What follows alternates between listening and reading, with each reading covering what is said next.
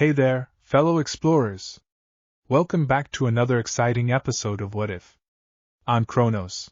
I'm your host, Chronos, and today we're diving deeper into the mind-blowing universe where Deku becomes Saitama. Get ready for part 6 of our epic journey as we unravel the unimaginable powers and challenges our hero faces.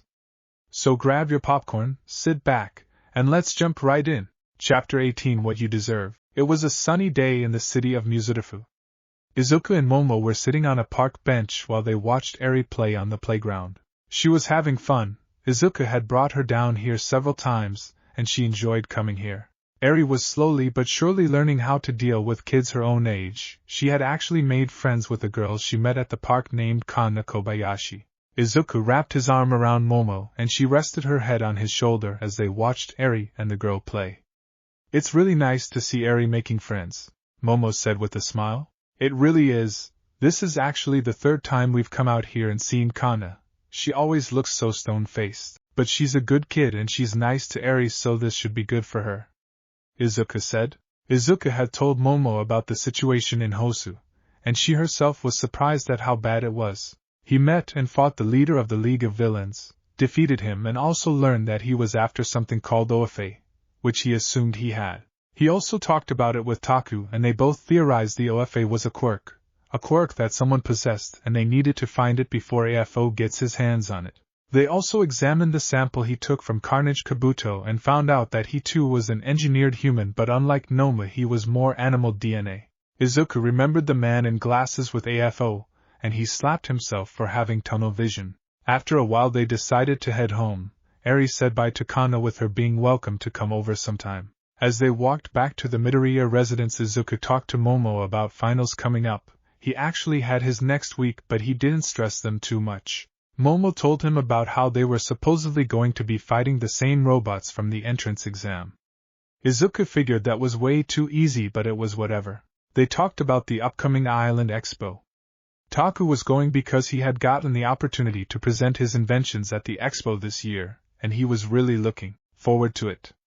Momo was supposed to get tickets and her own hotel stay for winning the sports festival, and since her family has ties to the island, she's getting enough tickets to bring the girls in her class with her. Izuku was happy to hear that as they made it to his apartment. When they stepped inside, Izuku saw a pair of shoes at the door that he quickly recognized as his father's. This meant several things, most notably that they should leave and come back later. Eri was in the midst of taking off her shoes when he called out to her. "Hey Eri, you know what, you wanna go get some ice cream?" he suddenly asked her with a smile. Eri looked at him slightly confused because he could have mentioned this earlier, but she liked ice cream. Okay. She answered innocently before going back out the door. Momo looked at her boyfriend suspiciously because the look on his face was a little bothering. "Izuku, is everything alright?"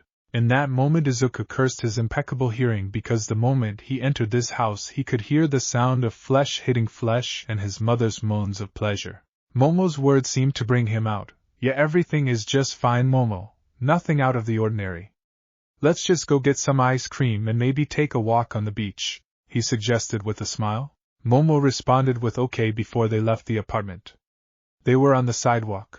Eri was walking in front of them and her green wig flowed in the wind as Izuku and Momo spoke behind her. "Not that I mind this, but why so suddenly?" "Well, I haven't had ice cream in forever, and we should definitely come back to the house later." "Whose shoes were those?" "They were my dad's." "It wasn't anything bad, but it's the norm when he comes home." Momo raised an eyebrow. "What do you mean?" "I mean Dad is gone most of the time, so when he comes home they spend about 2 hours catching up," he answered with a knowing look. Momo put a hand over her mouth and blushed as she realized what he meant. "Oh. Good idea to come back later." "I know, right? I could hear them the moment we opened the door." Momo's blush deepened. "I don't need that visual, Izuku," she exclaimed. They made it to the shop and ordered some ice cream cones. Both Izuku and Eri got cookies and cream while Momo got vanilla. As they enjoyed their ice cream they began walking towards the Goba Municipal Beach. Eri walked next to Izuku while he held hands with Momo. The teen girl couldn't help but think about something Izuku had never brought up. "Izuku, what's your father like?" He looked at his girl as they walked. "Oh yeah. I guess I never mentioned Dad before, did I?" All you ever told me was that he works overseas. Sorry about that. Well, I guess the best way to describe Dad would be to say he's a really cool guy. Mom said when they were in school everyone thought of him as Prince Charming. He came from humble beginnings but was hard-working and liked by everyone. My wild curls come from him, but his hair is black. I remember once we were at a restaurant and a waitress slipped, but before she could fall Dad caught her, and caught all the food on a tray before it could hit the floor. It was just like a movie. Before I found out I was quirkless and I told him I wanted to be a hero, he told me what a hero was. Someone who does the right things for the right reasons because it's the right thing to do. Those words still stick with me today. The company he works for transferred him to their American branch when I was 5. The money was good but he hated to leave, but we all made the most of it. He's basically running that place now. Mom and I flew to California to visit him a few years ago, and it was a good time. We talk on the phone at least twice a month. Actually, after I had a talk with your classmate Todoroki and a run-in with Endeavor, I just had to call him and tell him I love him. Yeah, he's not around a lot, but I could have gotten worse in the father department. Momo took in his words before asking a question. Does he know about your other life? No. But I'm going to tell him. I just have to find the right time. The tranquil sounds of the ocean hit his ears and he looks to see they've almost arrived at the beach. I'll do it out here. The beach? Momo asked. Yeah. I like coming out here. It's very tranquil, and it's a peaceful atmosphere. Izuku responded. After a while of walking they finally made it to the beach. All of them had finished their ice cream and they took off their socks and shoes as they stepped onto the sand. Eri ran to put her feet in the water. There were a few people out, and the sounds of the waves crashing on the shore just put Izuku in a state of calm. Izuku and Momo were holding hands as they walked to the shore and also put their feet in the water. It was so warm. This beach is really beautiful. You cleaned it up, right? Momo asked. Yeah, I did. That whole thing originally started as an outlet to clear my mind because, honestly I gained no insight from it, but it was a little light training, so it's whatever. 2 men were passing by and one of them happened to hear what he said. Excuse. The 2 teens turned to see a blonde-haired skeleton-looking man with blue eyes. Not to eavesdrop on your conversation, but did you say you were the one who cleaned this beach? Yes, sir, that was me. Izuku answered honestly and respectfully. That's impressive. I was curious as to who cleaned up the illegal trash dump. The place really looks beautiful. You did a good job for the community. Izuku bowed his head. Thank you, sir. But if I'm being perfectly honest, it was more of a personal project to help me find direction. And did it help you? Not really. But I was able to do some light training and do something good for the community, so it worked out in the end. He said casually. Wait, I remember there being piles of trash that littered this beach and you called that light. How long exactly did it take you to clean this? Izuku thought back to his time cleaning the beach. A couple of days. I've had some serious physical training, so it wasn't that hard. He said, rubbing his head with a smile. Did your quirk help you in the process?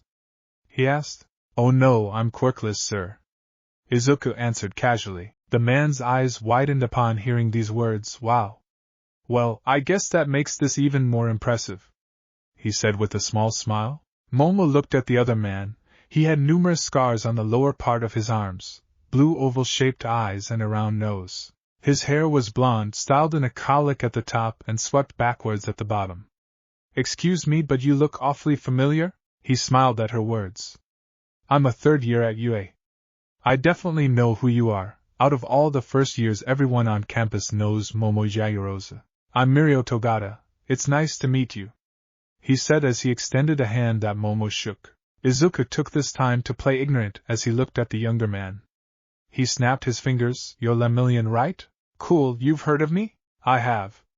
I'm a huge hero fan, and I hear even though you're still a student you have a chance to be the #1 hero. Mirio laughed to himself as he rubbed his head. Man, no pressure. I'll have to just keep working and see what happens, he said with a smile. That's all any of us can do, Izuku stated. Anyway, we'll be on our way. You two have a good day, the skeleton man said as he began to walk away. Wait, sir, before you go. I've seen you out here multiple times. Do you mind if I ask your name? He turned around and replied, Tashinori Yagi. Nice to meet you, Mr. Yagi. I'm Izuku Midoriya, he said as he extended a hand. He smiled back at the teen as he shook his hand. Nice to meet you, young Midoriya, he said before leaving. Momo and Izuku turned back to the water and began walking down the shore. Tashinori heard the students of Class 1A mention Yaoyorozu's boyfriend, and Aizawa said he was impressed by how he helped the students before the sports festival. But he couldn't escape the feeling he had met that kid at some point. The three of them walked in the water along the beach for a while before they decided to head back home. They eventually made it back to the Midoriya house, and when they entered they could hear the sound of the TV in the living room. Everyone took off their shoes at the front door. Mom! We're home! Izuku exclaimed as he walked into the living room with Momo and Eri. When they walked in they saw Inko sitting on the couch with a tall, handsome, relatively muscular, middle-aged man who strongly favored Izuku with red eyes and black curly hair identical to Izuku's. This was Hisashi Midoriya, and he stood up, observing the teenage boy as he stepped closer. Wow, Izuku! You've really grown a lot since I last saw you, he said as he approached the teen and pulled him into a hug. It's good to see you too, Dad, Izuku said, smiling as he reciprocated the hug. Hisashi put his hands on the boy's shoulders and took a moment to look at his son before he slid a hand over his head. He smiled. Keep growing like this, and you'll be taller than me before too long, he said with a proud smile. He then felt his son's biceps and was amazed. Dang, Izuku. Good to know you're not skipping your workouts. He then turned to the teenage girl next to his son. Well, are you gonna introduce us or what? He asked, cocking his head towards Momo. Right. Momo, this is my dad. Dad, this is my girlfriend Momo Yaoyorozu, he said, nudging Momo a little. Momo smiled as she bowed her head. It's a pleasure to meet you, Mr. Midoriya. He smiled at the girl, Hisashi Midoriya. It's an honor to meet you too, Yaoyorozu. He then made a face as if he were in thought. Would you happen to know Asaya Yaoyorozu by any chance? Momo's eyes widened and smiled at him in surprise. Yes, sir, he's my father. Hisashi's face lit up. Get out of town. Man, I haven't seen that guy since university graduation. How has he been? You look just like Miyako, so I assume they're still going strong. Momo smiled at the fact that he knew her parents. Yes, sir. Their marriage is an example to all. I wish to someday have a bond just like theirs. Hisashi turned to his son. Well, if this one doesn't mess it up, you just might, he said with a smile. This caused Izuku to blush and Inko hid her laughs, while Momo smiled at how cute he was. Hisashi then took a knee to get on the level of the little girl in a green-haired wig. Hi, you must be Eri? He asked with a warm and welcoming smile. The little girl clung to and hid behind Izuku's leg, but she looked at the man and responded yes. Hisashi could see how scared and nervous she was, and actually a little proud of how she turned to his son for protection. He extended a hand. You don't have to be afraid. I think you're really brave, and it's really sweet how you turn to Izuku when you're scared. I know I just got here, so you don't have to open up right away. But I want you to know, he isn't the only one who thinks you should be loved and protected. These warm and kind words made her loosen her grip on Izuku's leg and face the older man who outstretched his arms. Can I get a hug, Eri? I like hugging. Red eyes met red eyes, and the look in Eri's eyes was one of intense emotion as she threw herself into the arms of the older Midoriya man. He gripped her, rubbed her back, and embraced her in a way she had never known. Eri felt so warm inside. It was different from how Izumi embraced her. This was the warmth and embrace of a father. They all sat in the living room and talked amongst themselves while Inko started on dinner. Izuku, correct me if I'm wrong, but you have finals coming up, right? Hisashi asked. Yeah, I've got them next week, but I'm not too worried about them. My scores are third among the first years. I'm more looking forward to summer break. Why is that? The father asked. You remember my friend Taku, right? Well, I'm going with him to the Island Expo, he said excitedly. Oh yeah, that is coming up, isn't it? I have a friend who goes out there every year, and according to him it's always a good time. You never know what you may be able to find. Ain't that the truth? Taku is actually presenting some of his inventions at the expo. He hasn't told me what yet, but if I know him, it's gonna be something world-shaking. Momo chimed in. Fujiwara's always been so innovative. I'll admit even I can't guess what he might make. The scientists that go out there are really something, Hisashi said. By the way, Yaoyorozu, I hear your parents wanted us to have dinner together, but you were waiting for me. How soon can we do that? He asked with a smile. Knowing my mother, she'll probably want to do it this weekend. I'll ask her and give you the details. Thank you. Mr. Midoriya, may I ask how exactly you know my parents? Your father and I were friends back in university. I believe we began hanging out in our second year. We had a mutual friend, and that was your mom, who I knew from high school. Hisashi threw his head back and smiled at the nostalgia. Back in those days we got into so many funny situations. I could really tell you some stories about your folks from back in the day. Mom looked at the man excitedly. Please tell me. Hisashi rubbed his chin as he thought of a story to tell. He snaps his finger when he remembers one, the X-party, he exclaimed. Inko's eyes widen as she dramatically yells from the kitchen, don't tell them that. Hisashi's face morphs into a mischievous grin. Oh, I'm telling it, love. Seeing his mom's reaction gets Izuku interested in hearing the story. What happened, Dad? He asked with a smile. All right, this is how it started. It was a Friday night. Your father, myself, and two other guys named Jiro and Shurso are in my dorm room. We're drinking and playing fighting games when I get a text from these guys I know. They rented a house out, and apparently we're having a party. I said all right, and I spreaded the word about it. They asked me to try and score some ecstasy. Both teens went wide-eyed when they heard this. Oh, relax, you'll do it at least once in your lifetime. Moving on, we went over to my guy to get the stuff. He had a geisha statue. Remember that for later. Keep in mind we're all a little loaded, so we're laughing, cutting up and cracking jokes the whole way there, so I didn't register at the time that your father stole the man's geisha. Momo brought her hands to her mouth to cover her shocked smile. So when we get to the party it's like maybe 200 people, give or take. The house was huge, 2 floors, plenty of space and rooms, and a big backyard with a huge pool. There was no shortage of alcohol at this thing, but ecstasy wasn't the only drug there. People were smoking weed and the house was just lit. Music is banging, people are dancing, and it was just a really intense time to just go for it, and cut loose. Time goes by, and more people pile into this place. I mean, it's really getting packed, and I could tell a lot of the people coming in were in high school. Nobody cared though, we just kept partying, and inevitably the neighbors called the cops. He said, suddenly causing the teens' eyes to go even wider. Everything and everyone went completely silent. I swear you could hear crickets chirping, it was so quiet. They convinced the cops to leave and not search the backyard filled with like 500 people.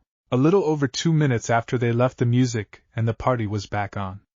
That's when things really heated up. I'm talking about people spraying graffiti on the walls, we're having wet t-shirt contests, men and women coming out of their clothes and jumping into the pool. I finally noticed that geisha your dad stole because he took the remainder of the ecstasy I bought and put it into the geisha. This fool then uses his quirk to make a baseball bat, tosses it up and breaks it. People rushed to those pills on the ground like ducks to bread. Somebody brought an inflatable for some reason, and people were jumping and dancing in it. I walked back inside to see your mom and this other girl upside down chugging beer from a kegger tube.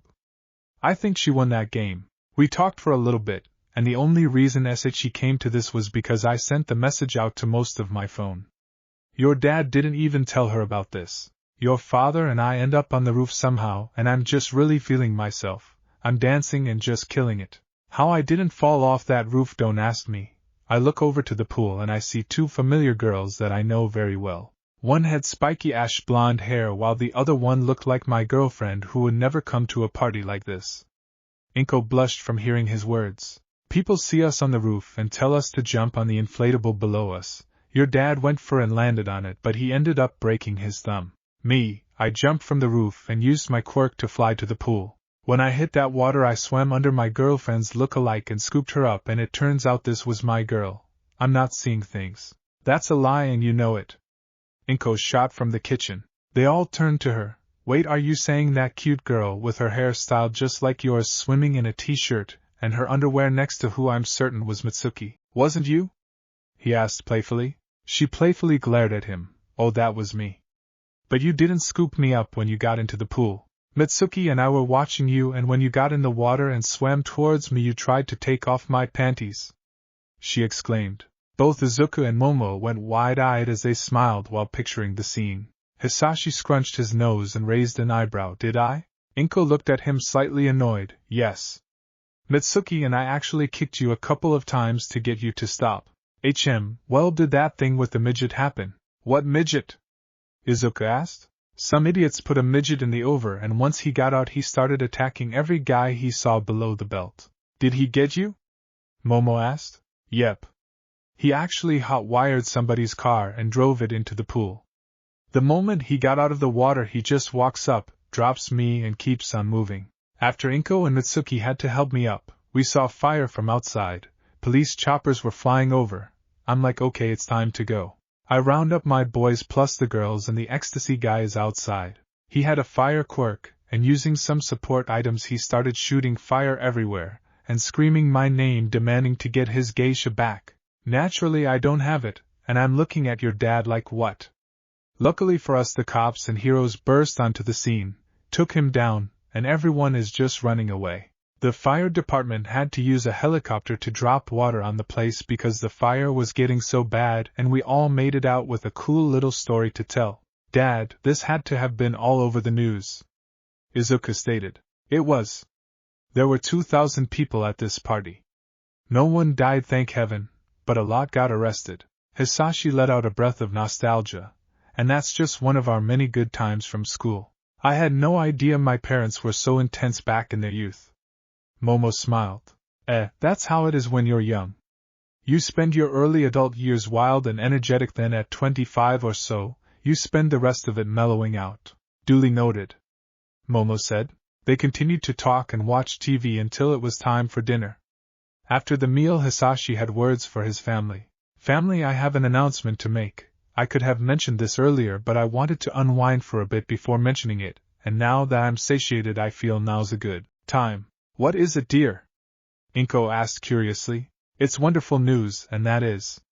I'm being transferred and promoted at work, he said excitedly. Both Inko and Izuku's eyes widened at this news. Does that mean? Inko began with a hopeful look in her eyes. Her husband's smile shined beautifully as he looked at her. That's right. After 10 years abroad I'm finally coming home. Inko squealed with joy as she jumped into his arms and hugged him. That's incredible, Hisashi. We've been hoping for this for so long, she exclaimed excitedly. Hisashi hugged her tightly, fully welcoming her embrace and emotion from this news. I know, and it's finally happening. Izuku perked up. What's your promotion, Dad?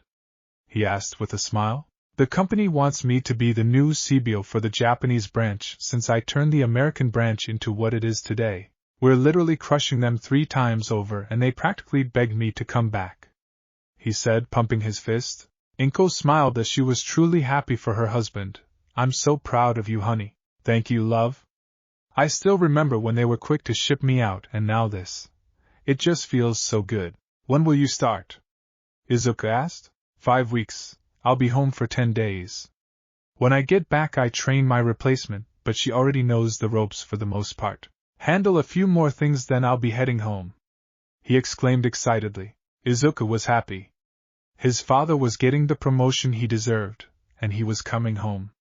He's always wished that he were around more often, and now he gets his wish. But a part of him got a little nervous, as this meant he definitely needed to tell his father about his double life as a hero. Just like his mom, he was sure he would understand if he explained the situation, but still, all his father knew was that he did martial arts, and that he was rejected from the hero course for being quirkless.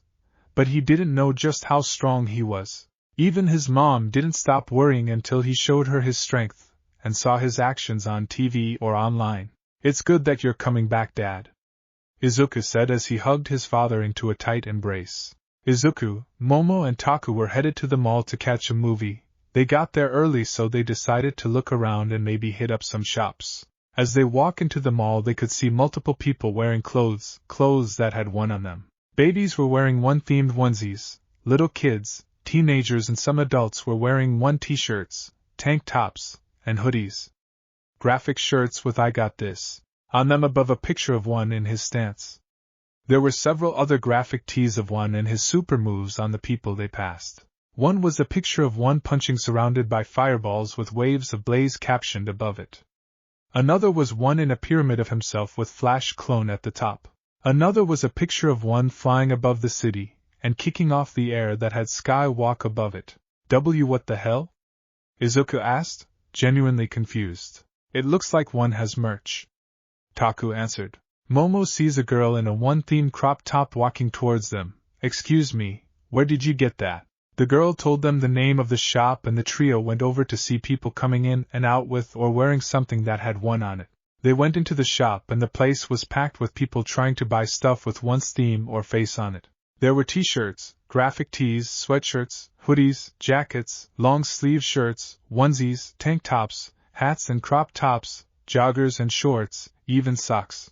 The three looked around at all the merchandise in the store. Izuku picked up a black shirt that had a picture of him and I got this. In white. Taku was looking at the sweatshirts with his alpha suit design. One needs to get a new agent, he's getting screwed. He said jokingly. Izuku chuckled a bit. I know, right? He then looked at Momo, who was looking at the tag of a shirt. Something wrong, Momo? This company. My father OWN's part of it. She answered him surprised. This caused Izuku to raise an eyebrow. Really? Taku looked at the tag of a graphic tee, a distinct small smile on his face that Izuku just barely managed to catch. I think I'll get this one. Seeing one fly across the city is always cool to see. He said before he got a pair of joggers and he got in line at the counter. Momo and Izuku both bought shirts too because why not? They went to the theater and enjoyed their movie. After they left the mall they decided to head back to Taku's house. On the way there, Izuku finally brought up what's been on his mind. Alright Taku, what did you do? Do what? He responded. Do what? Izuku said mockingly. I mean, why do I have a shirt with one on it? Because you paid for it? He answered. Izuku just narrowed his eyes and looked at the gray net with a blank expression. I'll tell you when we get home, he finally said. Once they made it to the Fujiwara mansion, the three saw Taku's father Taichi Fujiwara coming down the stairs in a black business suit with a cream-color undershirt and a gray tie. He was a tall, handsome, middle-aged man with short, straight, spiky, gray hair. He had brown eyes and Taku was his spitting image. Hey there, kids. Did you do a little shopping? He asked, giving his son a knowing look. Taku answered, actually we went to see a movie. We're about to play a little VR. Dad finally finished that game, huh? Well, you three have fun, he said as began to walk past the group before stopping at Izuku. Something you want to ask me, Midoriya? Izuku met the older man's eyes. Yes, sir. Why is there merchandise of one on sale in stores? Taichi chuckled to himself before he smiled and turned to his son. You never told him? Nah, it was too priceless to see the look on his face when he saw it. Taku answered with a mischievous grin. Can one of you please just tell me what's going on? Izuku pleaded. Alright, you remember last year when you stopped that tsunami? Taku asked. Yes, what about it? Izuku answered as he remembered decimating a tsunami with one punch last October. Well, that was when I realized that you were truly on the map, and sooner or later everyone would know who you were. Taichi continued. Takumi came to me and we were able to get a copyright for one's likeness. Izuku's eyes widened. Relax, Aizu, you own the copyright. But as far as people who need to know, Dad, myself, and now you and Yaoyorozu are in on it too, Taku said suddenly. A few months ago I decided to pursue this venture. As you should at least suspect, I have ownership in various companies, both domestic and foreign. Long story short, I used my position at the largest clothing manufacturer in the country to make and produce the apparel you've seen today. This is the first day it's been released to the public, but I'm sure it's likely to blow up in the coming weeks. The largest shops are in Shizuoka, but given time we may expand. How does this protect my identity? As far as my competitors know, I own the copyright to do any of this, and anyone who wants to use one's image has to go through me. And trust me when I say no one wants a legal battle with me, but wants a vigilante. Isn't this illegal? This is more on the lines of unethical instead of illegal. At least it would be, if you didn't actually own the copyright. They could suspect that I know who you are, but they don't need to know that. Also, he said as he reached into his pocket and pulled out a check, consider this a bonus. That way this is no longer unethical, he said as he handed the teen the check. Izuku took the check and his eyes went wide at the 12.7 million yen check his best friend's dad had just given him. Mr. Fujiwara dash, he began. Taichi put a hand up to stop the teen from what he was about to say. No, you take it, Midoriya. I know you don't do what you do for money or reward, but you're about to make millions of yen, and it isn't coming from saving lives, it'll come because people like to buy stuff with your face on it. You're a good friend to Takumi, plus you're practically family. My son wanted to look out for his friend, and I had the means to do so, so I figured why not. We're about to make so much money together because the clothing apparel is only phase 1. Phase 1? Izuku asked, surprised. Yes, phase 1. These are becoming hard times, villains are becoming more daring and heroes are losing confidence, which is and is not your fault. This country needs a rallying cry, a reminder of why we love heroes and what a hero is.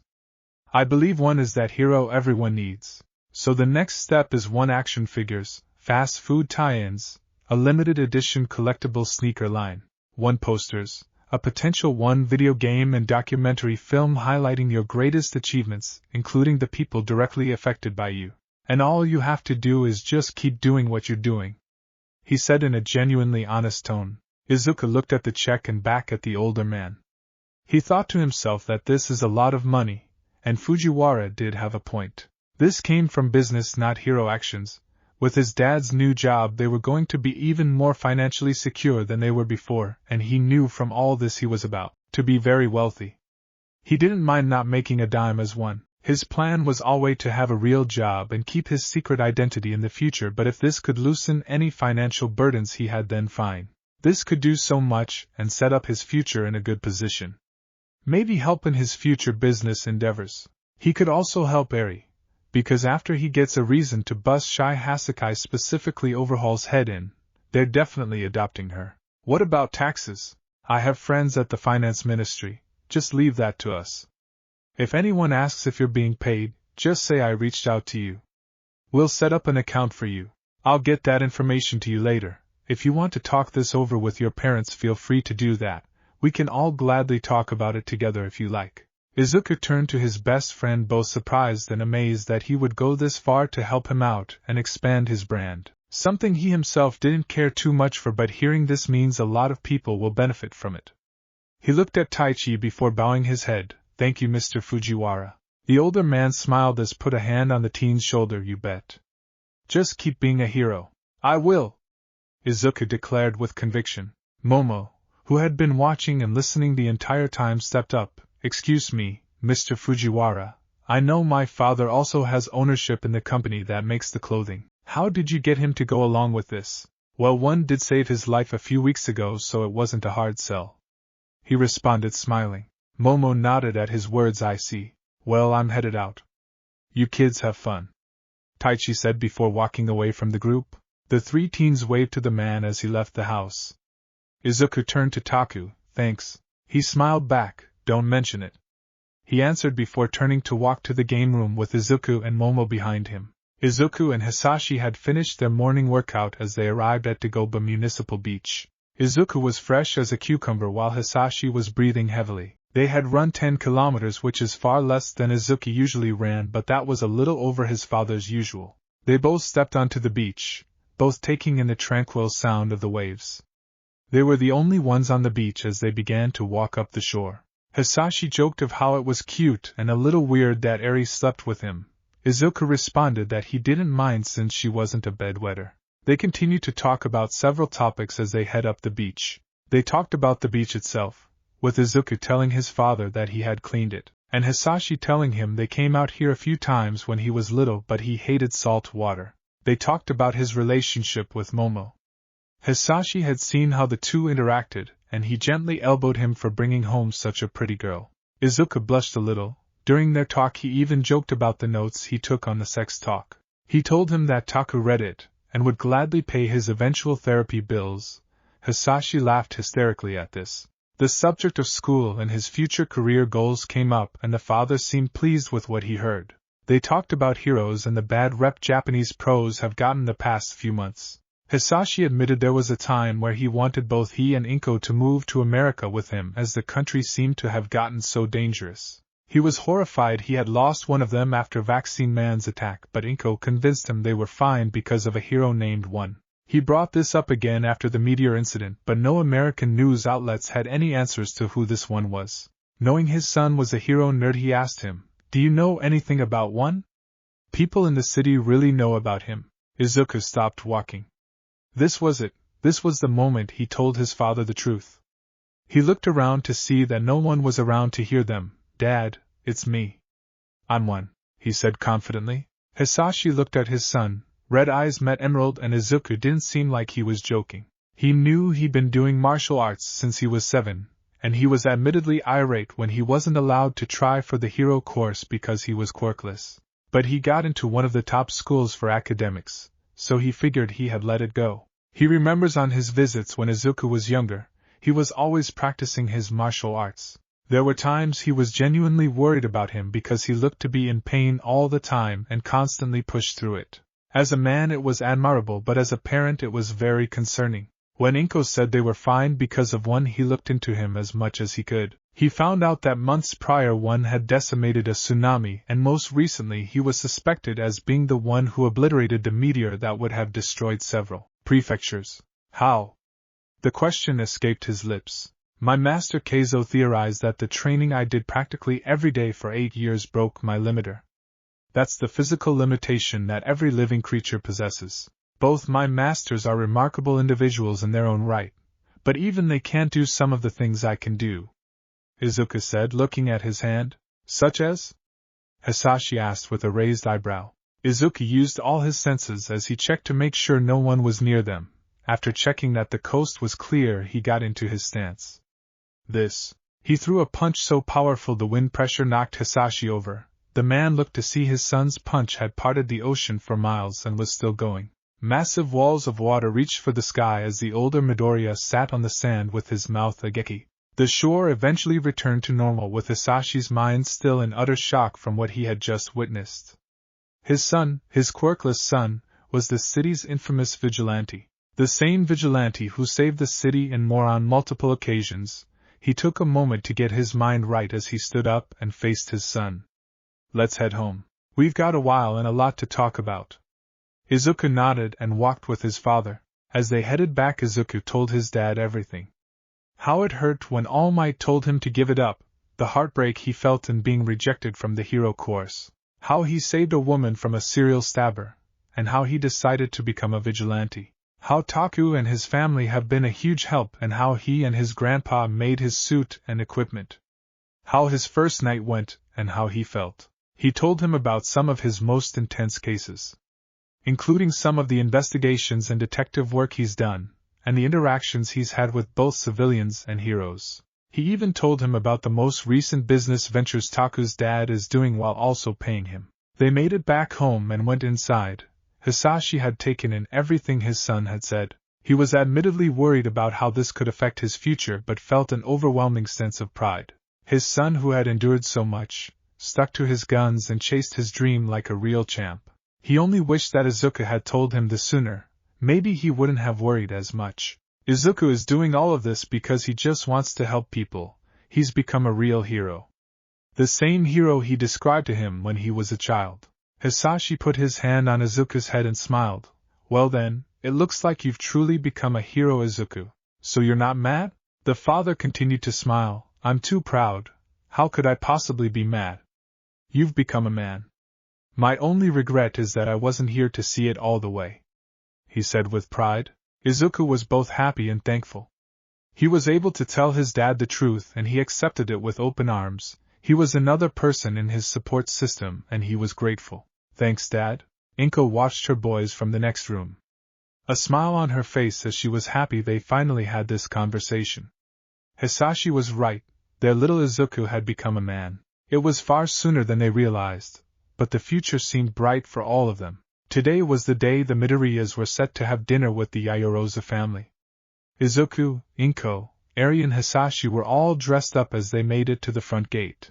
Izuku was wearing a black dress shirt with a red vest over it, black slacks and black dress shoes. Hisashi was wearing a black suit with a navy blue undershirt, white tie, black slacks and black shoes. Inko had on a navy blue, short-sleeve, knee-length dress and white kitten heels. Eri wore a white short-sleeve blouse, a red skirt, white socks and black dress shoes along with her green, wavy-haired wig. Hisashi spoke into the intercom, and the gate opened up for them, and they drove in. Both Inko and Hisashi were amazed at the size and grandeur of the mansion as it came into view as they drove up the road to the mansion. After parking the car, they headed to the front door. Izuku rang the bell, and as usual Saikawa answered the door. "Welcome, Midoriya family, we've been expecting you," he said with his eyes closed. "Hello, Saikawa, how are you doing today?" Izuku asked with a smile. "I am well. Please come with me," he said, and the family followed him to the dining room, where they found Momo wearing a sleeveless black lace, knee-length dress and kitten heels standing next to her mother, Miyako Yaoyorozu. She was just as tall as Momo. She was a beautiful, middle-aged woman with a more curvaceous figure than her daughter, with long black hair with cat-like onyx eyes. She was wearing a long-sleeved black dress and black heels. Both were smiling as the family drew closer. Miyako looked at Hisashi with a warm smile. "Nearly 20 years and you're still a sight for sore eyes," she said with a smile. The older Midoriya man met her eyes. "Has it really been that long?" "Well, the years have clearly been good to you," he said as he walked up and she pulled him into a hug. Izuku looked at Momo. His mind was blown with how beautiful she looked. "You both look really beautiful this evening." Momo smiled with a slight blush. "Thank you, Izuku. All of you are dressed splendidly." Inko spoke up. "Well, we've wanted to do this for a while now. Thank you for having us over," she said with a smile, looking at Miyako. "Of course." The other mother nodded her head. "Shall we sit down?" "We shall," Izuku said as he took Momo's hand and walked to the dinner table. "Is your husband going to be joining us?" Hisashi asked. "He is. Thus taking care of some business right now. He can be a workaholic when it comes to a venture he's passionate about. Some things never change," Hisashi said with a smile. They all sat down at the huge table with Miyako sitting at one end while Izuku, Momo and Eri sat on one side in the middle, while Hisashi and Inko sat across from them. They all talked for a while before Seiya Yaoyorozu entered the room. He was wearing a black business suit, and he put his phone in his pocket, having just finished a call. He looked at Hisashi, who turned from Inko to meet his gaze with a smile on his face. "Hisashi Midoriya, how have you been?" he asked in a tone of speaking to an old friend. Hisashi got up and shook his head. "I've been good, Yaoyorozu, really good. It's been far too long. You know, I've actually got a bit of a bone to pick with you," he said in a joking tone. "I just got here and we haven't seen each other since graduation. What could I have possibly done already?" Hisashi said dramatically. Seiya, still smiling, answered him. "Why, would you ever tell my daughter about the ex-party?" he exclaimed. "Well, when I found out Momo was your daughter, I got a little nostalgic. So I told the kids a story about our old times at university. It was a fun time. Was I not allowed to tell it?" he asked jokingly. No, you weren't," he answered playfully. Everyone at the table laughed to themselves at the scene between the two fathers. Miyako was enjoying the moment, but it was almost time to eat. "Relax, honey. I agree with Midoriya that it was a pretty fun night from our youth. Sit down, we're about to have dinner." Her husband didn't argue as he sat at the head of the table. Hisashi decided to keep conversations going. "I see that business has been good to you. It's been very good as of late. I'll admit I'm a little frustrated right now with one of my associates. He seized an opportunity from right under me and now he's able to capitalize on it far more than me." "Well, that is the price of business," Hisashi stated. "Truly," Seiya replied. Izuku perked up. "Mr. Yaoyorozu, the one merchandise in stores right now. You had a hand in that, right?" "Yes, I did, and it's also why I'm frustrated." "You're good friends with Takumi Fujiwara, correct?" Izuku nodded. "Well, his father is the associate I referred to.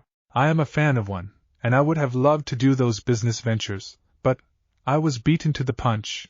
Oh well, such is life," he said, finally accepting the situation. They all continued to talk amongst each other. They all spoke about various things, with both sides of parents telling embarrassing stories of when their kids were young. Hisashi told Seiya about work, and the two talked about many of the current things going on. Miyako had the entire table laughing from the story of their most recent business trip overseas. Izuku brought up the subject of the Island Expo, and how he's going with Taku because he's presenting an invention. Seiya commented that the Fujiwaras, while brilliant, are crazy, and he meant mad scientist crazy. Those at the table who knew this chuckled. Dinner arrived with chefs bringing a serving of rice, soup, fried and grilled fish along with vegetables to each person at the table along with a drink. After thanking for the food, everyone began to eat. The food was delicious. The Midoriyas were amazed by the talents of their chefs. Inko made a mental reminder to get some recipes before she left. After eating, the Midoriyas commented on how good the food was and they all went back to talking. After a while Miyako figured it was time for some quality entertainment. She looked to her daughter who was conversing with Inko. Momo? Her daughter turned to her. Yes, mother? How about you entertain our guests with some music? She asked with a smile. Momo looked hesitant for a moment before Izuku spoke. That sounds fun. It's always good to hear you play, he said, giving her a knowing look. Momo returned his look. All right, but only if you perform with me, she said, smiling. Izuku, smiling. So we're doing this again? That's right, she answered. Hisashi looked at the pair. Why am I getting the feeling I'm missing out on something? You and me both, Seiya said with a raised brow.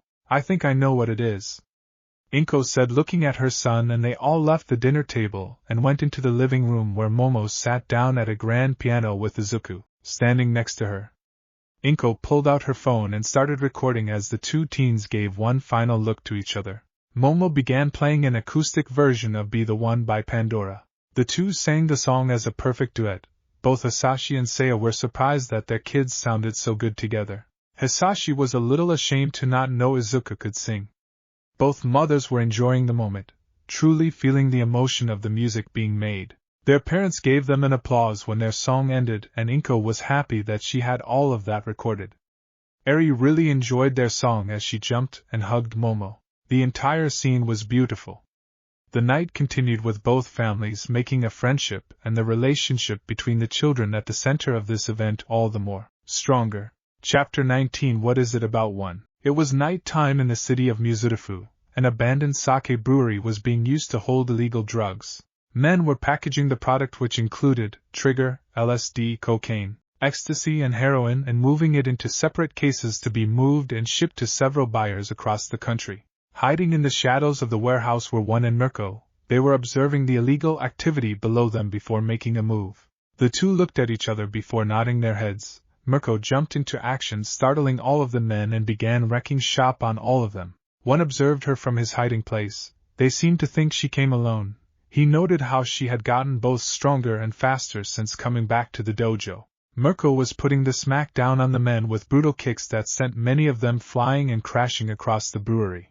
Reinforcements arrived, and though Mirko was outnumbered, she still did fine. Some of them started to get desperate and began injecting themselves with trigger. A man with a reptile mutation quirk, a man with a body enhancement quirk, and a man with an electricity generation quirk all injected himself with the drug. The reptile man's body convulsed as his muscles bulged and grew bigger, and sharp spikes, teeth and claws appeared on his body. The man with the enhancement quirk's body convulsed and grew until he was a giant wall of muscle, and the electric man seemed to become electricity, as energy burst from his body in all directions. His power destroyed the area around him and hit some of his friends. This was the moment one had waited for. He had finished his trigger counter drug, and this was the perfect time to use it. The reptile rushed forward to take a swing at Mirko, only for his arm to be swatted down. He's shocked to see one, as in that same motion the vigilante strikes his chin with his wrist, stunning him before slamming a brutal punch to his stomach. This blow sent him crashing into the muscle man. The two hit the wall behind them with a loud crash. The electric villain high on trigger spoke. Wow, both One and Mirko show up to bust our operation. It's gonna be hella fun turning you two into ash. One reached into his utility belt and pulled out a bullet. It was a bullet with a needle head containing a blue substance. I know what trigger does to you, so all I can say to you is, don't do drugs, One exclaimed as he flicked the bullet at the electric man. The effects of the bullet instantly took effect as the electricity that shrouded his body suddenly dissipated. The man looked at his hands in disbelief when his body suddenly went numb, and he fell flat on his face. What the hell did you do to me? He asked in disbelief. One smiled at the downed villain, chemistry. The other two started to get back up and back in the fight when one flicked number bullets at them. The bullets hit their bodies, and the effects of the drug instantly died out as they dropped to the floor, unable to move. 3 for 3. Good to know they work as well as I expected. one said as he got back to the wave of villains coming at him and Mirko. After all of the men in the warehouse were unconscious, Mirko and one looked around, triumphant.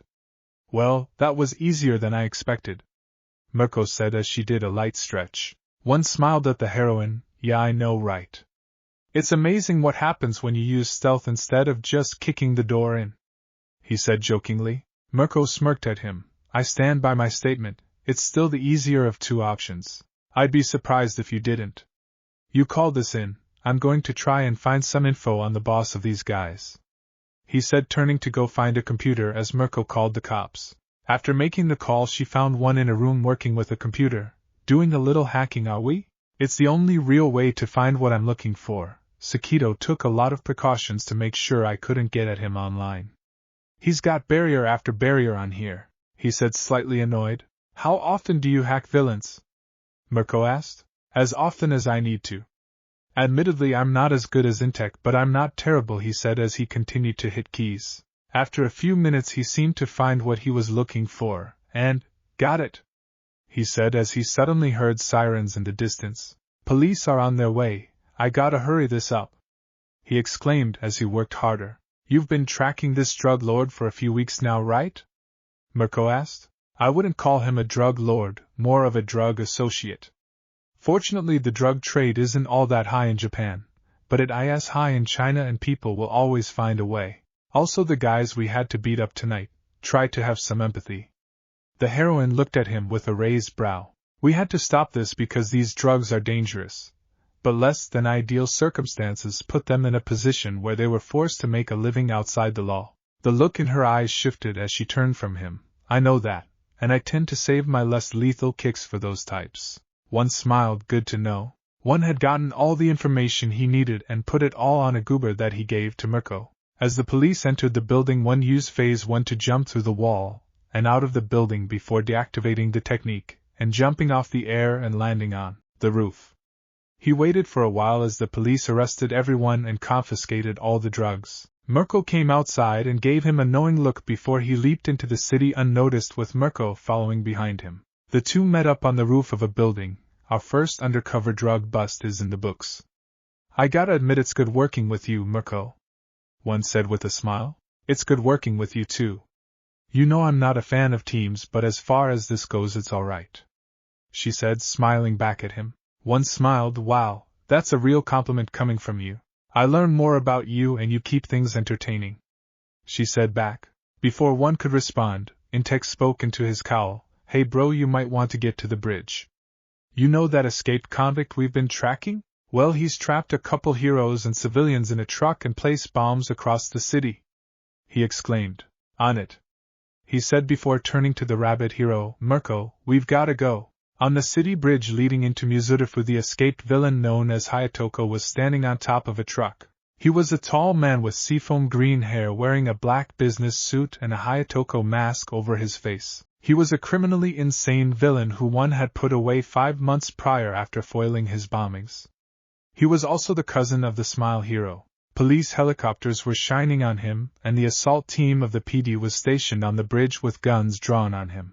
Hyotoko seemed to enjoy the moment as he raised his hands and waved at the copter, as if giving a performance before picking up a gas can and pouring it into the hole in the roof of the truck. Inside there were 3 heroes as well as civilians tied up and gagged as they became horrified as they screamed as the psychopath poured the flammable liquid onto them. Stop this now, you freak! One of the heroes yelled as gasoline continued to fall on him. The villain finished pouring the gasoline. Now that was rude, hero. That hurt my feelings. Should I teach you a lesson so you can be better at your job? He said sarcastically as he seemed to think to himself. No. You don't have to do that. Please just let us go. Several people in the truck cried out, and the moment they did they all started laughing uncontrollably. The villain's quirk had taken effect and they couldn't stop themselves. It sounds to me like you're all having a good time. Don't worry, I know how to make it better. The party's about to get real hot in here, he exclaimed with a smile as he took out a lighter and tried to light it, but it wouldn't. Damn it, give me a minute, he said as he kept trying to light the lighter. After a few tries the villain was able to ignite the lighter, and he dropped it into the truck full of people covered in gas. They were horrified as the villain's quirk forced them to keep laughing while the villain laughed as the lighter fell on a puddle of gas and began to spread and set everyone in the truck on fire. Hayatoko, in the middle of his laughing in his spotlight, didn't register the white blur blitzing towards him as Mirko nailed him with a kick. She then took the extinguisher grenade one had given her and tossed it into the truck. It released a substance that extinguished the flames and covered everyone inside. With that taken care of, she could put all of her attention on the villain. She was rubbing his arm. He looked up at the heroine with disappointment. "Ah, and I went through all of this to get the green boy out here and I got the bunny girl?" "Talk about disappointment," he said mockingly behind his mask as he quickly pulled out a knife and got ready to fight. His comments irked the rabbit. "A disappointment, huh? One is busy taking care of your bombs. So you'll have to settle with me to be the one to send you flying," she exclaimed. The villain just waved his hand. "Oh please, chubby bunny, if I wanted to play with you I would have found you. I go through all this just to get his attention, and he doesn't show," he said, sounding disappointed. "I put real effort into this. Hell, I know for a fact the non-heroes in that truck were saved by him while I was locked up, but instead of saving the flesh he does the nerd thing," he exclaimed as he dramatically lowered his head before perking back up and looking at Mirko. "Hey chubby bunny, I hear you two are good friends these days. Is he a nerd?" Mirko had a tick mark and was beyond pissed with this psycho. "How should I know?" she answered, but before she could continue she began laughing uncontrollably. She had been affected by his quirk outburst. "You called me chubby bunny twice, so now I'm seriously gonna kick your ass," she exclaimed through laughter as she speed blitzed the villain and decked him in the gut with a side kick. With one, he was using his scanners to search for the bombs. He had played this game with Hayatoko 5 months ago and his M.O hadn't changed at all, which meant the bombs he had planted were likely very powerful, so he had to move fast. Thanks to his scanners he was able to find the first one on the side of a building. After quickly disarming it he moved on to the next one. After disarming the first one it set off a timer, and he had 1.5 minutes to disarm 4 more. His scanners allowed him to see the electric trail that connects them and he was able to find 3 more. All within close proximity to each other. He was stressing with 20 seconds left he couldn't find that last bomb to disarm. After 10 seconds of feverishly searching he spotted it in a blind spot on a building, and without the time to disarm it he tossed it into the clouds with it exploding out of reach of the city. All the bombs were disarmed and the bomb squad en route to pick them up. He decided to call Mirko. She should have dealt with Hayatoko by now. "Mirko, I got all the bombs. How are things on your end?" "I took him down.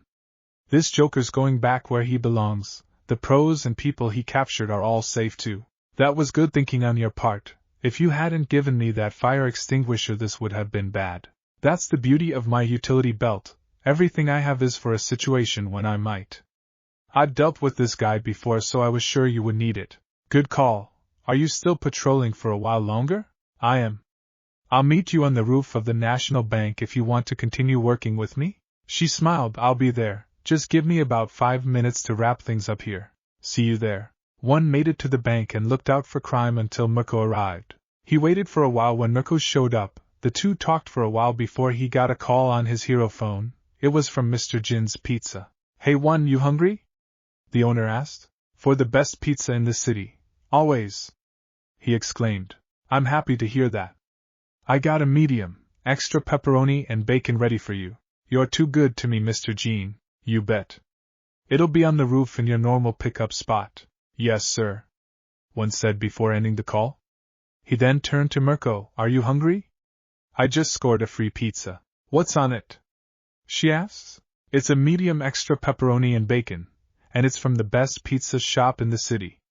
You've got to try it at least once." Mirko thought about it for a moment as she pulled out her phone to check the time. "Why not? It's my cheat day for 4 more hours." The two headed over to the roof of the pizza shop, and found the pizza on a chair on the roof. They sat on the edge, opened the pizza and began to eat. "Okay, you were right, this is pretty good," Mirko said as she finished her first slice. "I told you. You said you got this for free. How did you hook that up?" she asked the vigilante. "I saved the shop from a villain group who was trying to shake down the businesses in the area a few months ago. After that incident the owner Mr. Jin offers me free pizza once in a blue moon." Mirko was satisfied with his explanation as she picked up another slice of pizza, As the two ate, they talked about their night amongst various other things. This is good, but it would have been better if you got carrots on it, Mirko said. Who puts carrots on pizza? One exclaimed. I do. Got a problem with that? She shot back. Yes. That's almost as bad as those who put fruit on their pizza. It just doesn't belong. Could almost be considered a sinful act. He said dramatically. I like carrots, sue me. She said dramatically, clearly. You're really stingy with your carrots too, you wouldn't even share one with me when I asked you earlier. He said playfully. She smirked at him. My carrots are mine, screw you. And besides, you haven't given me your carrots, so why should I give you one of mine? She said, giving him a flirtatious look. One decided to play along. I thought rabbits were herbivores? Plus this isn't a carrot, it's a thick long sausage. I would tell you to ask somebody, but of course, you already know. He replied in a flirtatious tone. His words were turning her on. As after discovering his identity, and seeing what he's packing in his pants that night, she's been patiently waiting for him to give her that big thing. Yeah, he was a kid, but he's old enough, and given everything he's done, and the way he acts, plus the more she gets to know him, it's clearly just an age. He also had the biggest cock she's ever seen, and since that night in the bathroom she couldn't help but touch herself thinking of what that weapon between his legs could do to her, and what she would gladly do to it. She gave him a sly smile. Oh, I know, and I want to know what you can do with that sausage. One smirked at her. Make you feel good over and over again, he said in a sly tone, her sly smile still present. Oh, don't think you'll be able to satisfy me just because you have a big dick. You'll need much more than that. Noted. Remember those words when I make you come with just one thrust, he said with confidence. His words ignited a flame within the rabbit hero. Oh, now I'm getting excited, she responded. They continued to eat and talk about what they've done today. I still can't believe you actually made a counter-drug to trigger. What's so unbelievable about that? Because you normally leave that stuff to the forensic scientists, and the others who work for the police. Heroes don't make that stuff themselves. I am that one hero unlike any other. Plus I've been putting off making this for a while, so I buckled down these past few weeks, and after some tests I finally finished it. So you're a genius at chemistry? She asked with a raised brow. Among other things, he answered. They both sat on the roof and looked out to the city and noted how beautiful it is. Just looking out to the city and the people from above, it was truly amazing. One looked to Mirko and saw her ears go on high alert, noting she had detected something just as he had noticed a presence creeping up behind them. He didn't have to turn around to know who it was. Eraserhead. I'm currently enjoying the best pizza in the city, and I swear if you do something that makes me drop this, I'm dropping a dragon tornado on your head, he exclaimed with a hollow threat. The two turned around to see the Erasure hero, Eraserhead, behind them. Your stealth could use some work. I could hear you getting close for the past minute, Mirko said in a slightly mocking tone. Cut him some slack, Mirko. Moving without making a sound is an advanced technique that took even me a while to master. For the record, I already knew you were coming, he said, pointing to some rooftops in the distance at his 10 o'clock.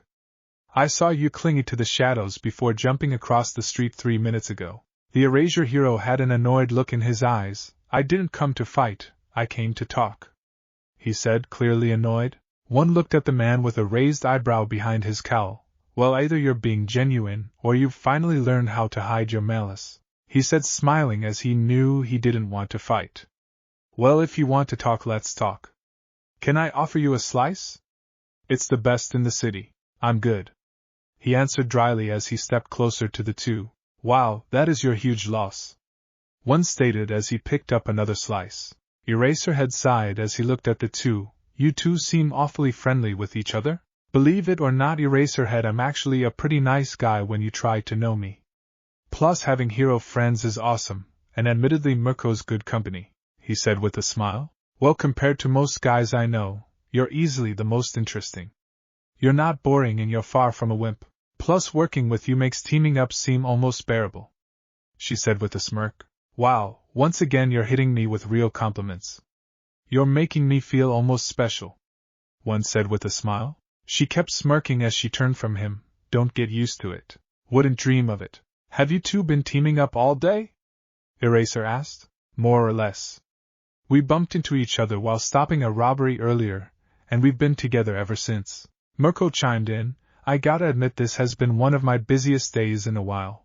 The smartest villains stay in the shadows, but they're all connected to each other in one way or another. And once you find the link, it leads to other villains and their illegal operations. One said with a smirk. So you're a detective now? Eraser asked, skeptical. I'd have to be Eraser. With everything I've done, most of it wouldn't have been possible if I didn't have an arsenal of detective skills. You said you wanted to talk, but you're not doing much of it. You're just asking dry questions. So let me ask you something, Eraserhead. How are you and how has your day been? He asked with a smile. He sighed again. I've been alright, and my day's been relatively peaceful. Except for the part when you tried and failed to get the drop on one, so now you're stuck doing this. Mirko stated. I wasn't trying to get the drop on him. He said back in defense. Bullshit, and you know it. This has everything to do with the fact that you along with the rest of the top heroes got curb-stomped when you tried to use a distress signal to ambush him. She said, clearly mocking him. As I recall, you declined to join the operation. Eraser shot back. Yeah, I kinda told her about how everything shook down. One said. I told them to piss off when they asked me to join, but I didn't know the particulars of what they were planning. She said honestly. As I told you then, Eraserhead, your actions were villainous. Now that I've had some time to think about it, I'm more disgusted than honored that the top heroes used such a tactic to get at me. The plan was to immobilize you, not to fight. Our actions may have been less than ideal, but most of us truly just wanted to help you, he said in a sincere and genuinely honest tone. That's what you don't understand, Eraserhead. I don't want your help, and I don't need it. Every time I see you, you always try to hit me with your black and white B.S of hero ethics. Let me say this to you one last time. This is my way of being a hero. I don't do this for fame or admiration, I'm simply living my dream. Being what I've always wanted to be the only way I can. So no matter what you do, I'm never giving it up, he exclaimed. The man grit his teeth. We're not asking you to give it up. But everything you do as a vigilante sets a bad precedent. If you want to be a hero, you have to do it the right way. The quality of the country's heroes as well as their confidence is being questioned and falling every day, and you're a huge reason for that, he said, sounding frustrated. 1. The quality of Japanese prose isn't my problem. 2. Say what you want about me setting a bad precedent, but given some of the things I've prevented, I hate to think what would have happened if I did nothing. Which is what you're saying I should have done. And 3rd, if the pros are losing confidence, that's a personal problem, one that has a very simple solution. And finally, from my point of view, this is the right thing to do, so forget about trying to convince me otherwise, he said with conviction. Mirko decided to comment as she noticed the situation getting tense. This conversation is going nowhere, Eraserhead. Plus, you know as well as I do he's not the reason most of our heroes suck. Anyone can take down some wannabe thugs and call themselves a hero, but how many step up when a truly powerful threat shows up? Moreover, how many can actually deal with said threat? I'm with one on this, which is why I don't care that he's a vigilante. He's literally saved millions and he's been at this just over a year. Doesn't that include you? She asked, sure of his answer. Yes, he saved me and my students at the USJ. I'm grateful, he said with sincerity. But he's still an illegal hero, and we can't ignore him and let him do what he wants, he said in a stern voice. One perked up. Okay, will you two please stop talking about me like I'm not sitting right here? Eraserhead sighed. 1. I don't know your reasons for being a vigilante. You won't give a straight answer. But you have to be competent enough to know that you doing what you're doing will inspire every wannabe hero and hero course flunky to follow in your path, when not everyone can be as good as you, he exclaimed. That's not my intention, Eraserhead. I'm just living my dream. That's all I ever wanted. That's all I've ever done. All I want is to help people, to use my abilities to the best of my abilities to save people with a smile, he exclaimed. The older man sighed. Tell me what happened to you. I can help. There's no way for me to know why you chose this path, but maybe, even, on the smallest level I can understand. When you spoke the other day, it was clear a lot's happened to you. I'm a teacher at UA. We can help get you a pro license. Just give us a little trust. Let me help you, he asked with sincerity. One took in the words of the Erasure hero. He didn't doubt that he thought he could help him. But he was a teacher at UA, the same institution that openly discriminated against him, and claimed it was for his own good. He admitted Eraserhead had a point, but his circumstances were truly unique. No one ever gave him a chance to try and achieve his dream, and he was denied for the same reason by everyone. This man couldn't possibly understand him. I can't trust you, Eraserhead, or UA, I'm sorry, he said with sincerity. He picked up the empty box of pizza before turning to Mirko.